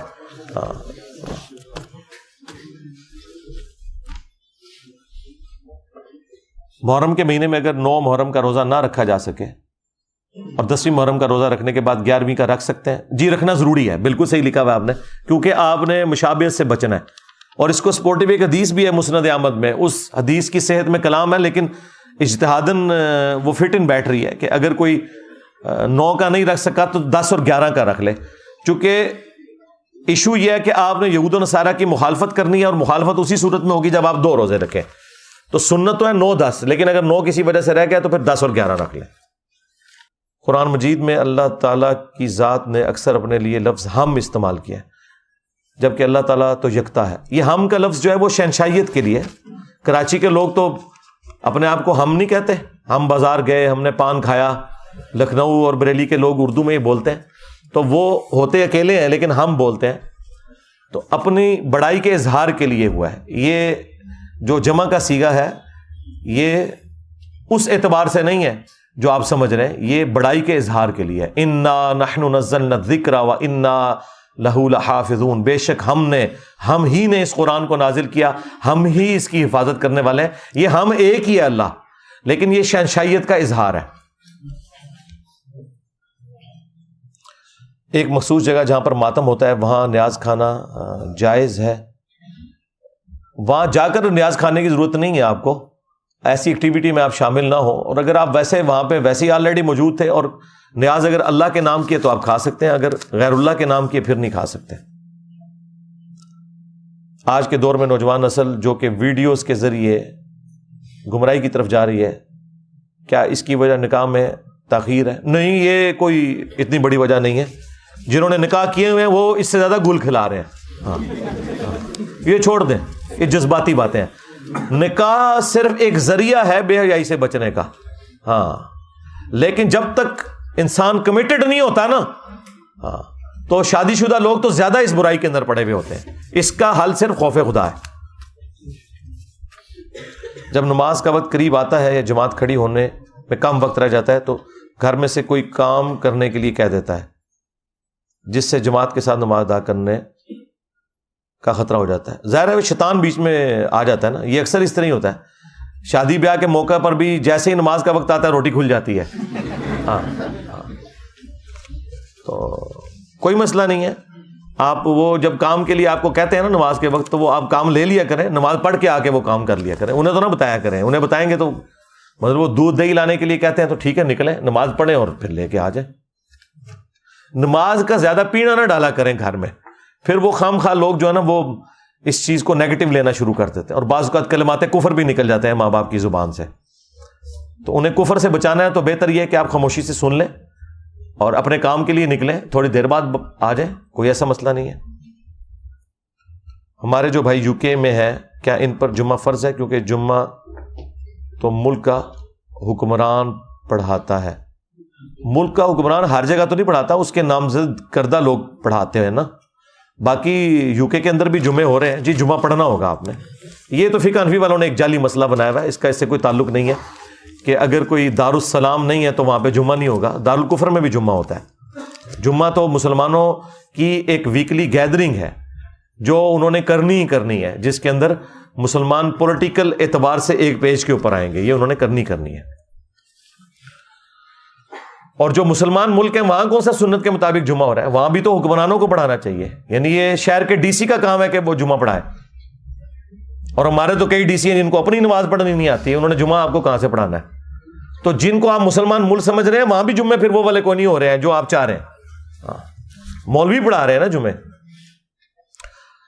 نماز وتر میں شیعہ کی طرح نماز کے دوران کھڑے ہو کر دعا مانگ سکتے ہیں، جائز ہے، وہ بھی طریقہ ٹھیک ہے. کچھ لوگ پیسوں کے لین دین میں ہیر پھیر کرتے ہیں لیکن نماز نہیں چھوڑتے، تو ٹھیک ہے نا. وہی بات ہے کہ نماز والا خدا انہوں نے کوئی اور بنایا ہوا ہے، حرام خوری والا جو معاملہ ہے اس میں انہوں نے خدا کو کوئی اور بنایا ہوا ہے. تو جہنمی ایسے لوگ جی، اپنے معاملات کو سیدھا کرنا ہوگا. نمازوں کا کوئی قصور نہیں ہے. ہاں داڑھی رکھ کے اگر کوئی بےمانی کر رہا ہے تو داڑھی کا کوئی قصور نہیں ہے، اس بندے کا اپنا قصور ہے. کیا ہم غیر مسلم ممالک میں فیملی کو لے کر مستقل طور پر سکونت اختیار کر سکتے ہیں؟ وہاں پہ بھی کمیونٹیز بنی ہوئی ہیں، اچھی صورتحال اویلیبل ہے. اگر آپ کے پاس ایسا کوئی چانس ہے تو آپ ضرور جائیں، اور اگر آپ کو وہاں پہ جا کے اندازہ ہو کہ یہاں پہ معاملات خراب ہو سکتے ہیں تو بے شک واپس آ جائیں. کئی لوگ تو وہاں جا کے زیادہ مذہبی ہو چکے ہیں. یہ ڈپینڈ کرتا ہے، جڑے اتنے پیڑے اور لاہور بھی پیڑے. ہاں اسلام میں اگر غلامی ناجائز ہے تو نبی اسلام کے بعد صحابہ نے غلام کیوں رکھے؟ نہیں، ناجائز نہیں، اسے ڈسکریج کیا گیا تھا اور حرام نہیں کیا گیا تھا، کیونکہ یہ پوری ایک ڈاکٹرن ہے. اس کے اوپر میں کافی دفعہ بول چکا ہوں. الجہاد فی الاسلام مولانا مودودی کی کتاب پڑھ لیں، اس میں تفصیل کے ساتھ بات کی گئی ہے. میرے والد فوت ہو گئے، انا للہ و انا الیہ راجعون. اگر کوئی شخص میرے والد کی میت پہ کہتا ہے کہ تیرے باپ کا مرنا افسوس نہیں، تو کیا میں اس شخص کی عزت کروں؟ تو ابو داؤد میں جو امیر شام کے بارے میں انہوں نے لکھا ہے کہ امام حسن علیہ السلام کی وفات پہ انہوں نے کہا تھا. تو آپ کو عزت کرنے کو کون کہہ رہا ہے؟ ہم صرف یہ کہہ رہے ہیں کہ لانتے نہ بھیجیں، بس. عزت کرنے کو آپ کو کون کہہ رہا ہے؟ کیا امام سجاد نے یزید پلید کی بیعت کی تھی؟ نہیں، کوئی نہیں کی، بالکل نہیں کی. برے وسوسوں کی وجہ سے نماز سے دور ہو تو کیا کریں؟ نماز ایک ڈیوٹی آپ نے کرنی ہے میرے بھائی. ہاں اسی لیے آپ دیکھیں نماز کے فرائض میں کہیں یہ ذکر نہیں ہے کہ نماز میں ذہن کا حاضر ہونا بھی ضروری ہے، سوائے ایک چیز کے کہ نماز کے قریب مت جاؤ جب تم نشے کی حالت میں ہو. ظاہر ہے نشے والے بندے کو تو پتہ ہی نہیں ہوگا، وہ غلط بول رہا ہوگا، اس کو رکعتوں کا خیال نہیں رہے گا، بس اتنی آپ کی ہوش ہے، آپ کا خیال کہیں بھی بھٹکے کوئی مسئلہ نہیں ہے، وہ فرض آپ کا ادا ہو جائے گا. وہ 4 رکعتیں آپ نے جو پڑھنی ہے وہ اسی طریقے سے پڑھنی ہے، آپ کا فرض ادا ہو جائے گا. یہ بھی شیطان کا ایک چکر ہوتا ہے، خیال آتے ہیں اس لیے نماز نہیں پڑھتا. بھائی ڈیوٹی تو آپ نے کرنی ہے. ایک بندے کو اگر ڈیوٹی کے دوران کوئی اور مصروفیت کو ٹیکسٹ میسج آ جاتا ہے تو یہ تو نہیں کہ میں نے ڈیوٹی چھوڑ دینی ہے، اسے پتہ ہے بھوکا مروں گا تو یہ آپ نے کرنا ہی کرنا ہے، اور نماز کا ترجمہ یاد کریں، انشاءاللہ آپ کے لیے آسانی ہو جائے گی وقت کے ساتھ، پھر توجہ آپ کی بٹے گی نہیں۔ انسان کا کارٹون بنانا حرام ہے، لیکن کیا ٹام اینڈ جیری جیسے فرضی کریکٹر بھی بنانا حرام ہے؟ نہیں، یہ نہیں حرام ہے، اور انسان کے بھی ظاہر ہے انسان کی شکل بگاڑنے کے حوالے سے بات ہوئی ہے نا، وہ جو اوریجنل کریکٹر ہیں ان کے کارٹون نہیں بنانے چاہیے، باقی یہ اینیمیشن سمجھانے کے لیے جو بنائی جاتی ہے اس میں کوئی مسئلہ نہیں۔ میں نے تقریباً 1.5 سال پہلے آپ کی ویڈیوز دیکھنا شروع کی جن سے کافی زیادہ عقائد کی اصلاح، لیکن تقریباً 1 سال پہلے مجھے خیال آنا ہوا کہ اللہ کو کس نے بنایا، اس کے اوپر میری ویڈیوز موجود ہیں، وہ آپ دیکھ لیں، ہو کریٹڈ گاڈ۔ کبھی کبھی خیالات آتے ہیں، کوئی مسئلہ نہیں ہے، یہ خیالات آنا نہ یہ کوئی بیماری ہے نہ ڈپریشن ہے، ذہن سوچتا ہے، کچھ عرصے بعد سوچنا بند کر دے گا۔ آپ ویڈیوز دیکھیں، اور وسوسے کا علاج یہ ہے کہ آپ نے اس کی طرف توجہ نہیں کرنی، ہاں لاجیکلی آپ ایک دفعہ قائل ہو گئے، دیٹس آل۔ یہ جو اوور تھنکنگ ہے نا، یہ کرنا ہی غلط ہے۔ مثلا یہ پنکھا گھوم رہا ہے، مجھے نظر آ رہا ہے، اب میں 1 گھنٹے سے سوچتا ہوں یہ گھوم رہا ہے یا کھڑا ہوا ہے، تو فضول کام کر رہا ہوں نا۔ تو آپ میری ویڈیو دیکھیں، from creation to creator, who created God, میں نے لاجیکلی ایک ایک چیز بالکل بلیک اینڈ وائٹ میں کلیئر کر دی ہے، وہ آپ کو سمجھ آ جائے گی، ایک پڑھے لکھے کو بھی، ایک ان پڑھ بندے کو بھی، دیٹس آل۔ تو خود بخود یہ کچھ عرصے بعد خیالات ختم ہو جائیں گے، یہ سب کے ساتھ ہوتا ہے، یہ کوئی آپ کے ساتھ اکیلا نہیں ہو رہا۔ سیاست بھی اللہ کے نبی کی سنت ہے، تو کیا آپ سیاست کے بارے میں کچھ بیان کریں گے یا صرف فرقہ بازوں کے پیچھے ہی پڑے رہیں گے؟ جی، سیاست دانوں کے بارے میں بھی ہم بولتے ہیں جی، لیکن مسئلہ ہے کہ سیاست کو جو لوگ لیڈ کر رہے ہیں پاکستان میں، ان کا دین ایمان کوئی نہیں ہے۔ جب تک حکومت میں ہوتے ہیں تو اسٹیبلشمنٹ کے اعلی کار بنے ہوتے ہیں، جب باہر نکلتے ہیں تو کہتے ہیں مجھے کیوں نکالا، باہر نکلتے ہیں تو کہتے ہیں حقیقی آزادی، اور خود حقیقی غلامی ساری کی ہوتی ہے انہی جرنیلوں کے نیچے ان لوگوں نے۔ تو آپ کے لیڈروں کا کوئی دین ایمان ہے؟ مجھے بتائیں، کیا ہم ان کے پیچھے پاگل ہو جائیں؟ ایک دن یہ اسٹیبلشمنٹ کی گود میں بیٹھے ہوتے ہیں، جب ان کو ٹھڈا مار کے وہ نکالتی ہے تو ان کے خلاف تقریریں کرتے ہیں۔ تو ہم تو پہلے دن سے کہہ رہے ہیں اسٹیبلشمنٹ کا کوئی کردار ہی نہیں ہونا چاہیے سیاست میں۔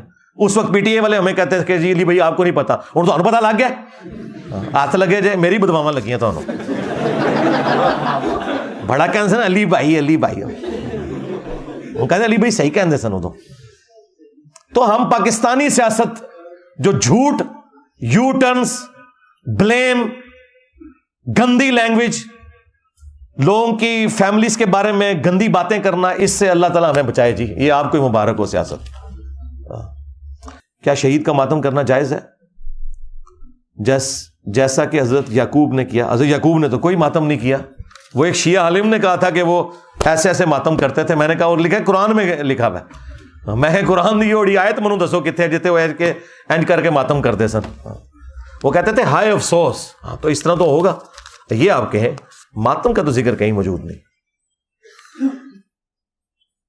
کوئی شخص ابھی نمازوں کی طرف راغب ہوا ہے تو اس کی چھوٹی ہوئی نمازوں کے بارے میں کیا شرعی حکم ہے؟ بس توبہ کافی ہے، آندہ سے اپنا معاملہ سیدھا کر لے، اور ساتھ ساتھ جو نمازیں قضا ہوں وہ کرتا جائے، جو پرانی ہو چکی وہ معاف ہے انشاءاللہ۔ اس پہ میری تفصیلی ویڈیو ہے، قضاء عمری کا طریقہ۔ کیا عورتوں کے لیے جمعے کی نماز ہے؟ جی سنت ہے، فرض نہیں ہے، اگر ہے تو کتنی رکھتے ہوں گی؟ وہی رکھتے ہیں جو باقیوں کے لیے، 2 فرض ہیں جو اصل ہے، باقی جمعے سے پہلے آپ 2 سنتیں بھی پڑھ سکتے ہیں، 4 بھی، 6 بھی، 100 بھی پڑھ سکتے ہیں، بخاری مسلم میں ہے جتنا اللہ توفیق دے، اور بعد میں صحیح مسلم میں ہے کہ 4 رکھتے ہیں، 2 کر کے بھی پڑھ سکتے ہیں، اکٹھی 4 بھی پڑھ سکتے ہیں۔ لیکن عورت کے اوپر اور غلام کے اوپر اور بچے کے اوپر اور مریض کے اوپر، ان 4 لوگوں کے اوپر صحیح مسلم میں، ابو داؤد میں آیا کہ ان کے اوپر جمعے کی نماز فرض نہیں ہے، پڑھ لیں تو بہت اچھی بات ہے، فرض نہیں ہے۔ علی بھائی میں نے سنا ہے کہ 70,000 دفعہ لا الہ الا اللہ پڑھ لو، کسی کو سالے ثواب کر دو، یعنی کہ TCS کروا دو، اس میں کتنی سچائی ہے؟ یہ طارق جمیل صاحب نے یہ صوفیاء کی باتیں بیان کی ہیں، اس میں کوئی سچائی نہیں ہے۔ آپ ان لوگوں کو پڑھ پڑھ کے قرآن اصالے ثواب کر رہے ہیں جنہوں نے پوری زندگی توفیق نہیں ہوئی کہ قرآن خود کھول کے پڑھیں۔ اب اللہ تعالیٰ سے آپ دھونس سے بخشوانا چاہتے ہیں ایسے لوگوں کو؟ بس دعا کریں اللہ کی مرضی قبول کرے نہ کرے، باقی یہ بخشنا کوئی نہیں ہوتا، صرف آپ نے دعائے مغفرت کرنی ہوتی ہے، یہ صدقہ اور خیرات کرنا ہوتا ہے۔ نوکری یا یونیورسٹی میں نامحرم سے کس حد تک گھل مل سکتے ہیں؟ بالکل نہیں گھل مل سکتے جی، کس حد تک کیا یہ بس جتنی آپ کی ضرورت والا معاملہ وہ بھی نگاہیں جھکا کے بس، اور اس میں علیحدگی نہیں ہوگی، ہاں وہ جامع ترمذی میں سنن نسائی الکبریٰ میں ہے کہ جہاں دو اجنبی مرد و عورت ہوتے ہیں وہاں پہ تیسرا شیطان ہوتا ہے. فارماسٹ کا لائسنس بیچنا حلال ہے، یہ تو گورنمنٹ کے نزدیک بھی جرم ہے اور بیچنا بھی حرام ہے، بالکل غلط ہے. اس طرح انجینئرنگ کی فیلڈ والے لوگ بھی اپنی ڈگریاں اس طرح بیچتے ہیں، وہ غلط ہے. شوق سے بازو پر کڑا پہننا جائز ہے، کسی دربار کا نہیں اور نہ ہی کوئی منت ہے. تو پھر آپ نے کیوں پہنا ہوا ہے بھائی؟ گھڑی باندھیں جس کا کوئی فائدہ بھی ہو، کڑے وغیرہ نہیں. یہ عورتوں کے ساتھ مشابہت ہو جاتی ہے نا، یہ زیور پہننا عورتوں کی نشانی ہے، تو اس وجہ سے بھی منع ہے. کربلا میں لانتیوں نے سب کو شہید کر دیا، مولا علی اصغر کو بھی، تو امام سجاد کو کیوں شہید نہیں کیا؟ امام سجاد چونکہ خیمے میں تھے، بیمار تھے، وہ میدان جنگ میں نہیں آئے، اور اس کی وجہ سے اللہ تعالیٰ نے بس چونکہ بنو ہاشم کی نسل کو آگے چلانا تھا تو اللہ تعالیٰ نے انہیں محفوظ رکھا، یہ وجہ بنی تھی. کوئی رحم ان کے دل میں آ گیا. جب ختم نبوت ہو چکی ہے اور آسمان و زمین کا رشتہ منقطع ہو گیا تو صحابی رسول عمران بن حسین کو فرشتے سلام کرتے تھے.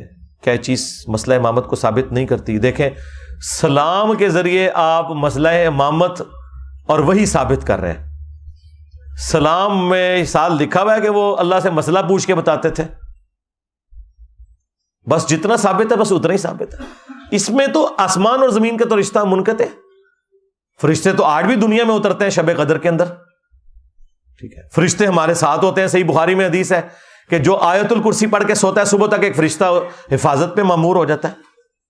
تو سلام کا سننا، یہ عمران بن حسین ایک صحابی کی کرامت تھی، مسلم شریف میں آیا تو سلام سنتے تھے نا. کوئی مسئلے تو نہیں تھے پوچھتے فرشتوں سے، یا فرشتے ان کے کوئی مشکل کشا تو نہیں ہوتے تھے، یا اللہ سے کوئی خبر تو نہیں لا کے دیتے تھے.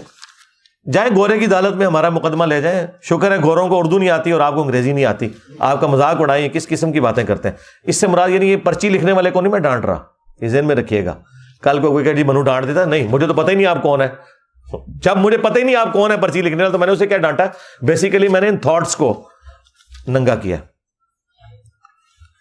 عذاب قبر آخرت میں ہونے والا ہے. حساب و کتاب کے لیے کفارہ، مثلا ایک بندہ اگر 1200 سال تک عذاب قبر دیکھ چکا ہے، اس کے لیے آخرت میں کوئی آسانی ہوگی؟ یہ 1200 سال 12,000 سال یہ اللہ کی گنتی ہے. اللہ چاہے تو کسی شخص کو ایک دن قبر میں رکھ کے 12,000 سال تک اس کے اوپر وقت طاری کر دے، تو at the end of the day اللہ تعالیٰ سب کو برابر کرے گا. یہ آپ نے کیلکولیشن نہیں کرنی. نبی علیہ السلام ایک رات میں شب معراج میں کتنا کچھ دیکھ کر آئے ہیں. کئی مہینوں سالوں کے اوپر محیط ہے وہ سفر. تو اللہ تعالیٰ چاہے تو کسی پہ وہ کیفیت طاری کر سکتا ہے. لہٰذا اللہ تعالیٰ نے سب کو برابر رکھنا ہے. یہ نہیں ہے کہ جو بندہ 10,000 سال پہلے فوت ہوا ہے تو وہ قبر میں 10,000 سال گزار رہا ہے، اور اگر 8 سے 1,000 سال بعد قیامت آتی ہے تو یہ لوگ کم گزاریں گے. ان کا اگر عذاب اس نوعیت کا ہے تو اللہ تعالیٰ ان کے اوپر وہی کیفیت طاری کر دے گا. یہ آپ کی کوئی اس معاملے میں لینا دینا نہیں ہے، برزخ کے معاملات ہیں. کیا یہ سچ ہے کہ نبی علیہ السلام نے جماعت کروائی؟ پہلی صف میں صحابہ تھے اور دوسری میں عورتیں تھیں. جی بالکل، عورتیں جو ہیں وہ دوسری نہیں تیسری میں ہوں گی. دوسری میں تو بچے ہوں گے، عورتوں کی صف جو ہے وہ آخر والی ہوگی. بالکل ہے. میں نے فیس بک پیج بنایا ہے جس پر میمز اور سیاسی ویڈیو شیئر کرتا ہوں. کیا اس میں سیاسی خواتین اور خواتین نیوز اینکر نے جو پہلے ہی پبلک میں عام ہے ان کی ویڈیوز شیئر کی جا سکتی ہیں؟ بالکل، آپ نے شیئر کرنی ہے، ضرور کریں. بس چہرے کے اوپر وہ فینٹ کر دیا کریں. لوگوں کو آپ اپنے پلیٹ فارم سے کیوں نامحرم عورتیں دکھا رہے ہیں؟ معراج کا واقعہ روحانی تھا یا جسمانی تھا؟ جی روحانی پلس جسمانی تھا. ہاں، اس کے اوپر میری تفصیلی ویڈیو ریکارڈ موجود ہے.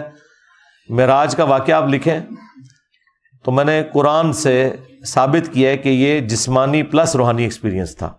ہاں، خالی روحانی ایکسپیرینس ہوتا تو کافروں کو کوئی اعتراض نہ ہوتا اور نہ اس کو معجزہ بنا کے پیش کیا جاتا. خواب میں تو آپ بھی کئی دفعہ اڑ لیتے ہیں. ہاں،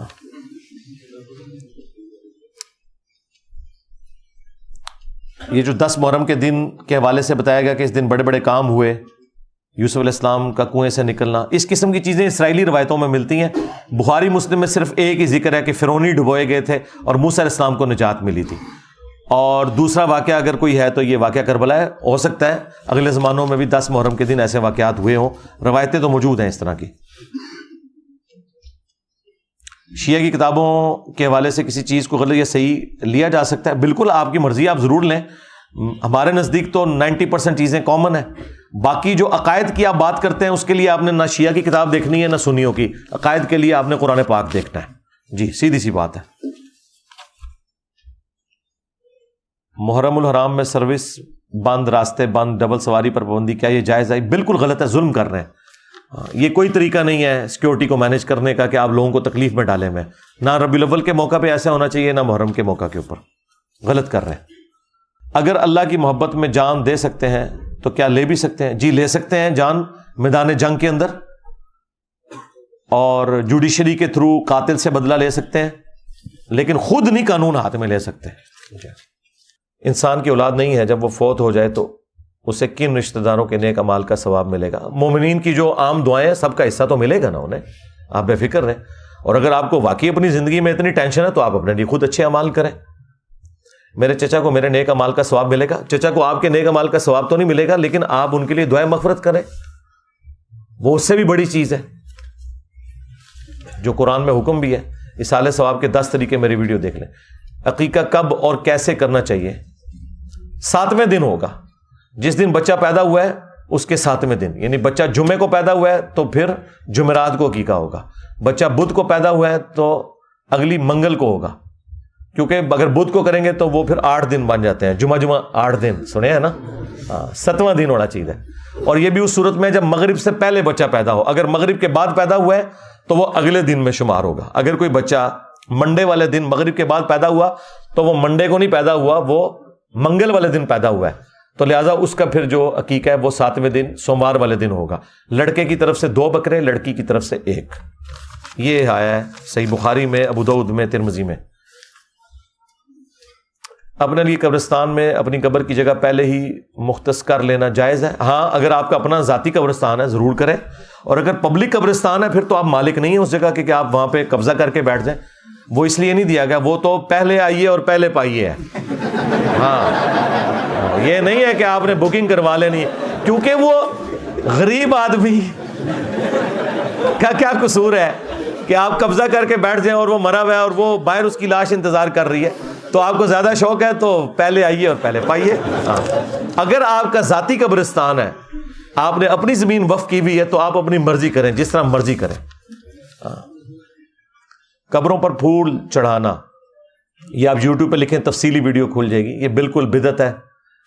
قبروں کے اندر عہد نامہ رکھنا، اس طرح کے سارے معاملات کرنا. قبر پہ زیادہ سے زیادہ ایک ٹہنی لگائی جا سکتی جو بخاری مسلم میں آئے، بس اس سے زیادہ کچھ نہیں ہے. نیکی کا کام صلہ رحمی وغیرہ پر دل آمادہ نہ ہو پھر بھی زبردستی بندہ صلہ رحمی کرے تو ایسا کرنا کیا نیکی میں شامل ہوگا؟ ڈبل ثواب ہوگا بھائی. ہاں، بخاری میں حدیث ہے، جسے قرآن پڑھنے میں لکنت ہے اور اسے تکلیف کاٹنی پڑتی ہے، وہ جب قرآن پڑھتا ہے اسے ڈبل ثواب ہوتا ہے. تو دل آمادہ نہ ہو، نیکی تو آپ کے حضور لکھی جائے گی. بھائی جیب ڈیلی کرنے کے اوپر کب دل آمادہ ہوتا ہے؟ ہاں، یہ کوئی آسان کام نہیں ہے. یہ پیسہ جو انسان کو فتنے میں مبتلا کر دیتا ہے. سر پر قرآن رکھ کر شادی کے موقع پر رخصت کیا جا سکتا ہے؟ ایسی کوئی حرکت نہیں کرنی چاہیے. قرآن ترجمے والا ساتھ دے کے رخصت کریں. زندگی میں تو آپ کے پاس تو اس نے نہیں پڑھا، وہاں جا کے کہاں سے پڑھے گی؟ بس ایک آخری کوشش کر کے دیکھ لیں. اہل سنت میں ناسبیت کی اصل وجہ کیا ہے؟ اصل وجہ یعنی مین کتابوں سے دور ہونا ہے. اور میری جو پچھلے ہفتے ویڈیو ریکارڈ ہوئی ہے وہ آپ دیکھ لیں. فرقہ واریت کی وجہ سے جب آپ کو مین کتابوں سے دور کر دیا جائے اور بابوں کی تعلیمات دی جائیں، مرنے سے پہلے اے مسلمان کر لے اس پہ غور. کتابوں کا خدا اور ہے، بابوں کا خدا اور. کتابوں کا دین اور ہے، بابوں کا دین اور. یہ اسی معنوں میں ہم کہتے ہیں نا کہ وہ ہے مسلمان ہیں سارے، اللہ رسول کے ماننے والے ہیں، دین کے ماننے والے ہیں، لیکن تعلیمات بابوں کی دے رہے ہیں. یہ وجہ ہے. غیر مسلم اگر قرآن کے سچا ہونے کی دلیل مانگیں تو کیا دیں؟ یہ آپ نے دینے بھی نہیں ہے. نہ قرآن کے سچے ہونے کی دلیل دینا آپ کی ذمہ داری ہے. آپ کی ذمہ داری اللہ کا تعارف کروانا ہے. جب خدا کا تعارف ہو جائے گا نا پھر اگلی چیزیں ہوں گی، اور وہ کروانا ان لوگوں کی ذمہ داری ہے جن کی کمپیٹنسی ہے. آپ بس مسلمانوں تک کام کریں. اور اگر یہ کام آپ نے سیکھنا ہے تو اس کے لیے یہ پراپر ایک علم ہے جس کو آپ نے سیکھنا ہے. یہ نہیں ہے کہ ہر بندے کی یہ رسپانسبلٹی ہے کہ یہ کرنا شروع کر دے گا. فرام کریشن ٹو کریٹر میری ویڈیو دیکھ لیں. کیا قضا نماز پڑھنا ثابت ہے؟ قضا نماز پڑھنا ضروری ہے. جو ساتھ ساتھ قضا ہو رہی ہے وہ بخاری مسلم میں آیا کہ آپ نے وہ ساتھ ساتھ پڑھنی ہے. بخاری مسلم میں حدیث ہے کوئی شخص بھول جائے یا سویا رہ جائے جیسے ہی اسے یاد آئے یا وہ جاگے تو وہ اپنی نماز پڑھ لے. اس کے لیے نماز کا وہی وقت ہے, تو وہ ساتھ ساتھ آپ نے پڑھنی ہے. ہاں جی, اب پیچھے جو لوگ بیٹھے ہیں نا, ذرا یہ اب باہر تشریف لے جائیں, اور باہر جو لوگ ہیں نا ان کو اندر لے کے آنا ہے. عثمان بھائی کتنے ہو, ڈیوٹی کرو.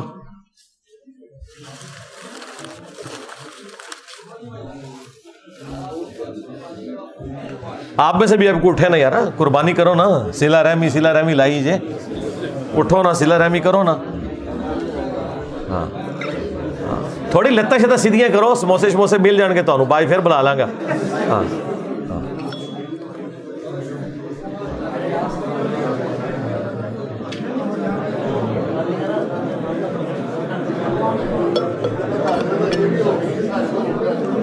یہ فل ہے.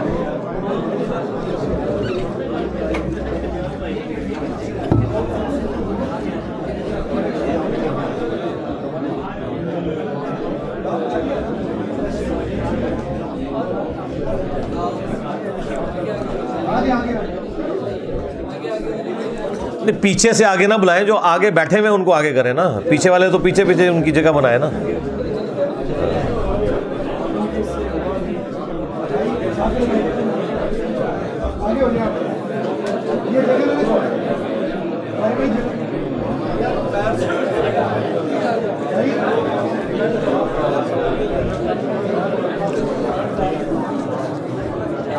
یہ جو لوگ باہر جا رہے ہیں نا, انشاءاللہ میں تصویر کے جب وقفہ ہوگا تو سب کو اندر بلوا لوں گا انشاءاللہ تعالی. بس آپ میری طرف متوجہ ہو جائیں. جی کسی ایک سند سے رسول اللہ صلی اللہ علیہ وسلم سے رکوع سے پہلے ہاتھ چھوڑ کر نماز پڑھنا ثابت ہے؟ جی بالکل, ہم نے ثابت کیا ہے. سنن نبی داؤد کے اندر جو حدیث موجود ہے 10 صحابہ کی موجودگی میں, ابو حمید سعدی نے بالکل واضح اشارہ ہے کہ نبی الاسلام جب تکبیر کہتے تو ہر ہڈی اپنی جگہ پر واپس آ جاتی, اور اس کے بعد نبی الاسلام قرات شروع کرتے. تو اپنی جگہ پہ واپس وہیں پہ آئے گی جہاں نماز سٹارٹ کرنے سے پہلے تھی.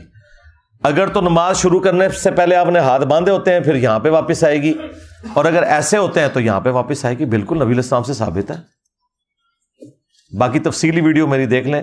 ہاتھ چھوڑ کر نماز پڑھنا, کیا تمام صحابہ برابر تھے؟ نہیں, صحابہ اہل بیت سے محبت کرنا کس حد تک جائز ہے؟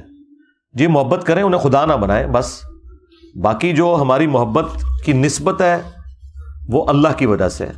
جامعہ ترمذی میں حدیث ہے, اللہ سے محبت کرو کہ اس نے تمہیں نعمتوں سے نوازا ہے, اور مجھ سے محبت کرو کہ میں اللہ کا رسول ہوں, اور میرے اہل البیت سے محبت کرو کہ ان کی نسبت میرے ساتھ ہے. اصل چیز جو ہے وہ اللہ کی محبت ہے. اس کی وجہ سے ہی ہم انبیاء سے بھی محبت کرتے ہیں, صحابہ سے بھی, اہل بیت سے بھی. اگر والدین کا انتقال ہو جائے تو ہمیں ان کی بخشش کے لیے دعا کے علاوہ کیا کرنا چاہیے؟ صدقہ اور خیرات کرنا چاہیے, غریبوں کو کھانا کھلانا چاہیے ان کی طرف سے. ایصال ثواب کے 10 طریقے میری ویڈیو دیکھ لیں. کیا قرآن صرف ترجمہ پڑھنے سے بھی ثواب ملتا ہے؟ ترجمہ پڑھنے سے زیادہ ثواب ملتا ہے, کیونکہ اس کا آپ کو فائدہ ہوتا ہے. عربی پڑھنے سے کم ثواب ملتا ہے کہ وہ صرف ثواب ہی ملتا ہے. اگر کوئی شخص اس پر کیا گیا ظلم معاف نہیں کرتا تو کیا سچی توبہ کی صورت میں اللہ تعالیٰ معاف کر دے گا؟ اللہ تعالیٰ تو حقوق العباد معاف نہیں کرے گا. حقوق العباد تو اس بندے سے ہی معافی کروانے ہوں گے, چاہے دنیا میں ہو چاہے آخرت میں ہو. اپنی کوشش آپ کریں. اگر وہ نہیں معاف کرتا تو قیامت والے دن اللہ تعالیٰ کسی نعمت کے ذریعے جنت کی ہو سکتا ہے اسے آپ سے راضی کر دے, لیکن آپ نے کوشش دنیا میں جاری رکھنی ہے. Do we have free will? جی فری ول ہے میرے بھائی, اسی لیے آپ ادھر آئے ہوئے ہیں نا. فری ول نہ ہوتی تو آپ تو نہ ادھر آتے. اور یہ نیکی کے بارے میں ہی ہم فری ول کی بات کرتے ہیں. باقی تو ہر یاشی کا کام جو ہے وہ اپنی مرضی سے ہم کر رہے ہوتے ہیں, اور نیکی کے کام میں فری ول کی بات کرتے ہیں. انسان کو فری ول دی گئی ہے. اس کے اوپر آپ میری ایک ویڈیو دیکھ لیں, مسئلہ تقدیر, تفصیل کے ساتھ میں نے کئی ایک ویڈیوز ہیں اس ٹاپک کے اوپر. مسئلہ تقدیر اور میرا نام لکھے تو ویڈیو کھل جائے گی. میری بیوی آپ کو بہت سنتی ہے, وہ مجھ سے گھر کے بہت کام کرواتی ہے, مثلا برتن دھونا, آٹا گوندنا, کپڑے دھونا. یار یہ ویسے ہی آپ لوگوں نے, یہ پہلی تو بات ہے جس کی پرچی ہے اسے میں یہ نہیں کہوں گا کہ کیڑا بندہ ہے. من تو لگ رہا ہے مذاق دی پرچی کسی نے لکھی ہے, اور اگر ریالٹی میں ہے تو اس کی بیوی کو چاہیے کہ وہ رحم کھائے. بھائی میری بیوی تو مجھ سے اس طرح کا کوئی کام نہیں کرواتی, اللہ کا شکر ہے. میرے گھر والے شادی نہیں کروا رہے, میری نوکری ہے, گھر ہے, سب کچھ ہے. اللہ تعالیٰ آپ کے گھر والوں کو عقل دے, یہ مطلب اس کے بعد تو کوئی گنجائش نہیں رہ جاتی نا. ظالم لوگ ہیں نا یہ, دین سے غافل لوگ ہیں نا, اس لیے اس قسم کی حرکت کر رہے ہیں. ہم دعائی کر سکتے ہیں آپ کے لیے.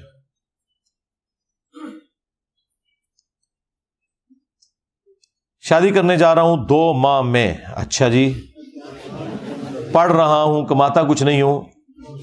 دیکھو بالکل 180 ڈگری سوال آگے دیکھو.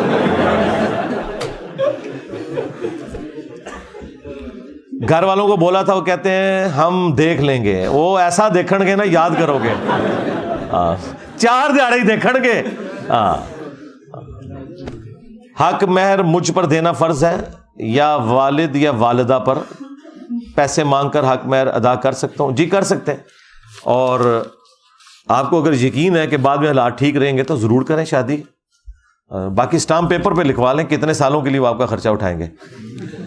میں نس یونیورسٹی کا گریجویٹ ہوں. اکثر نوجوانوں میں دین سے دوری کی وجہ اللہ کی توکل کی کمی اور نا امیدی ہے. برائے کرم اس معاملے میں رہنمائی کر دیں کہ اللہ پر توکل کیسے کیا جائے اور تقدیر پر کیسے شاکر ہوا جائے. اس کے لیے میرے بھائی آپ کو کنٹینیوس ایفرٹ کرنے کی ضرورت ہے. باقی ظاہر ہے کہ دنیا اللہ تعالیٰ نے پھولوں کی سیج تو نہیں رکھی ہوئی, اس میں انسان کو تکلیف بھی آتی ہیں. اچھی صحبت کریں, قرآن کے ساتھ شغف رکھیں, اور کنٹینیوس ایفرٹ کرنے کے بعد یہ سارے معاملات ہو جائیں گے انشاءاللہ. وراثت لینے کے لیے اپنے گھر والوں سے کہاں تک مطالبہ کر سکتے ہیں؟ گھر والوں سے مطالبہ کیا کریں کہ مر جائیں وہ؟ ہاں, وراثت تو مرے ہوئے بندے کی ہوتی ہے, زندہ بندے کی تو کوئی وراثت نہیں ہوتی ہے. یہ اکثر لوگ کہہ رہے ہیں والد صاحب سے حصہ لینا. کس چیز کا حصہ بھائی؟ والد کو مارو گے تو پھر حصہ لگے گا. ہاں, پھر تو جیل جاؤ گے. وراثت ہوتی ہے مرنے کے بعد, زندگی میں کوئی وراثت نہیں ہوتی ہے. زندگی میں وہی بندہ مالک ہوتا ہے جو ہے, اور اگر مرنے کے بعد کسی بھائی نے دبا لیا ہے تو پھر آپ کورٹ سے رابطہ کریں. کیا گناہگار کے لیے رات کو سورہ ملک پڑھنا کفایت کرے گا؟ دیکھیں یہ ساری چیزیں اپنے ساتھ جڑی ہوئی ہیں. ایک عمل کرنے سے ایک بندہ بے نمازی اور کہ جی میری بے نمازی ہونا جو ہے وہ معاف ہو جائے صرف قرآن کی تلاوت کرنے سے نہیں. فرائض تو آپ کو بہرحال پورے کرنے ہوں گے. پھر جو کوئی اوورآل تھوڑی بہت کمزوری رہ گئی اس کے اوپر معافی والا معاملہ ہوگا. کون سے ایسے معاملات ہیں جن کی وجہ سے انسان کسی شخص سے ناراض ہو سکتا ہے؟ اللہ کی نسبت کی وجہ سے ہو سکتا ہے. دوستی اور دشمنی کا معیار اللہ کی ذات ہے جو بخاری مسلم میں آیا. باقی ذاتیات کے معاملات میں ہمیشہ انسان کو معافی کی روش اختیار کرنی چاہیے. اذان سے پہلے درود پاک پڑھنا جائز ہے کہ ناجائز؟ اذان کے بعد پڑھنا سنت ہے, وہ بھی اسپیکر بند کر کے. ہاں, وہ صحیح مسلم میں حدیث ہے کہ اذان کا جواب دو, اس کے بعد درود شریف اور الوسیلہ والی دعا, تو میری شفاعت حلال ہو جائے گی. نماز فرض کے بعد کلمہ اونچی آواز میں پڑھنا چاہیے کہ نہیں؟ یہ کوئی ثابت نہیں ہے جی. اونچی آواز میں صرف اللہ اکبر کہنا ثابت ہے بخاری مسلم میں. یہ جو 3 دفعہ استغفر اللہ, یہ بھی اونچی آواز میں کہنا بدعت ہے. یہ آہستہ ہی کہنا ہے, استغفر اللہ استغفر اللہ استغفر اللہ, اللہم انت السلام ومنک السلام تبارک یا ذا الجلال والاکرام. اونچی آواز میں صرف تکبیر ہے, اللہ اکبر. کیا نماز جنازہ کے بعد دعا مانگنا جائز ہے؟ نماز جنازہ کے بعد قبر پہ جا کے دعا مانگنا جائز ہے, وہاں پہ کھڑے ہو کے دعا مانگنا کوئی ثابت نہیں ہے. اب دیکھیں دیوبندی نماز جنازہ کے بعد نہیں مانگتے دعا, فرض نماز کے بعد مانگتے ہیں. ان سے پوچھیں فرض نماز کے بعد بھی اجتماعی دعا تو کوئی ثابت نہیں تھی, وہ کیوں مانگتے ہو؟ اور جنازے کیس میں کہتے ہیں یہ بریلوی مانگتے ہیں, یہ ثابت نہیں ہے. تو جو تم مانگ رہے ہو وہ بھی ثابت کوئی نہیں ہے. ہاں, اپنی دعا آپ ضرور کریں, اجتماعی دعا کا مسئلہ ہے. باقی قبر پہ آپ اجتماعی دعا مانگیں گے, وہ ابو داؤد میں حدیث ہے جب اپنے بھائی کو دفنا چکو تو قبر کے سوالات کی استقامت کے لیے دعا کرو اللہ کے حضور, وہ آپ نے کرنی ہے. پیشاب کے قطروں کے مسئلے ہونے کی صورت میں کیا ایک وضو سے 2 نمازیں جمع ہو سکتی ہیں؟ جی ہو سکتی ہیں.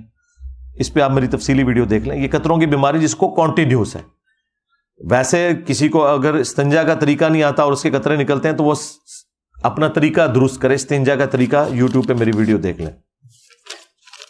آخری پرچی, ہاں الحمدللہ, پورا تھدا مکا چھڑے جائے. ایک شخص اپنی بیوی کو فون پر طلاق دیتا ہے اور بیوی بھی سب کو کہتی ہے کہ طلاق ہوگی, مگر کچھ دن بعد دونوں انکار کر دیتے ہیں. ایسے لوگوں کے بارے میں کیا دینی حکم ہے؟ جھوٹے لوگ ہیں جی ایسے لوگ, ایسے لوگوں کی گواہی قبول نہیں کی جائے گی. باقی اگر وہ انکار کر رہے ہیں تو ان میاں بیوی کو سمجھایا جائے کہ بھائی اگر واقعی طلاق ہو چکی ہے تو پھر تم لوگ نہیں رہ سکتے، اور اگر وہ کہہ رہے ہیں کہ نہیں ہم نے صرف مذاق کیا تھا، ایسی کوئی بات ہوئی نہیں تھی، تو انہیں بتائیں کہ بھائی یہ نکاح اور طلاق تو مذاق تو نہیں ہے، یہ تو مذاق میں بھی ہو جاتے ہیں، ہاں سیدھی سی بات ہے، یہ طلاق ہوئی تھی کہ نہیں، اور اگر صرف غلط بیانی کے طور پر ہے تو انہیں توبہ کروائیں تو پھر ٹھیک ہے، میاں بیوی بن کے رہیں، لیکن اگر انہوں نے یہ بعض اوقات مرد مکر جاتے ہیں بعد میں، انہیں جب پتہ چلتا ہے نا تو عورت کو تو پتہ ہے کہ طلاق ہوئی بھی ہے، تو ایسی عورت کو خلا لے کے علیحدہ ہو جانا چاہیے، اور یہ میں بات کر رہا ہوں جب 3 طلاق ہوئی ہیں، اگر 1 یا 2 ہیں تو آپ نئے حق مہر اور نئے نکاح کے ساتھ رجوع کر سکتے ہیں۔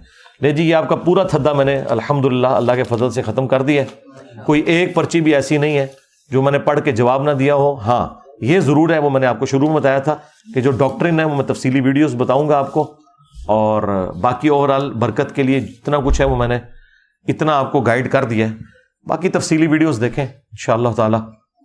اللہم انی اسألک بانک انت اللہ لا الہ الا انت الاحد الصمد الذی لم یلد ولم یولد ولم یکن لہ کفوا احد وإلہکم الہ واحد لا الہ الا هو الرحمن الرحیم الف لام میم اللہ لا الہ الا هو الحی القیوم اللہم صلی علی محمد وعلی آل محمد اللہم ربنا آتنا فی الدنیا حسنہ وفی الآخرة حسنة وقنا عذاب النار ربنا آتنا من لدنک رحمة وهیئ لنا من امرنا رشدا اللہم احسن عاقبتنا فی الامور كلها وأجرنا من خزي الدنيا وعذاب الآخرة اللهم اغفر لحينا وميتنا وشاهدنا وغائبنا وصغيرنا وكبيرنا وذكرنا وأنثانا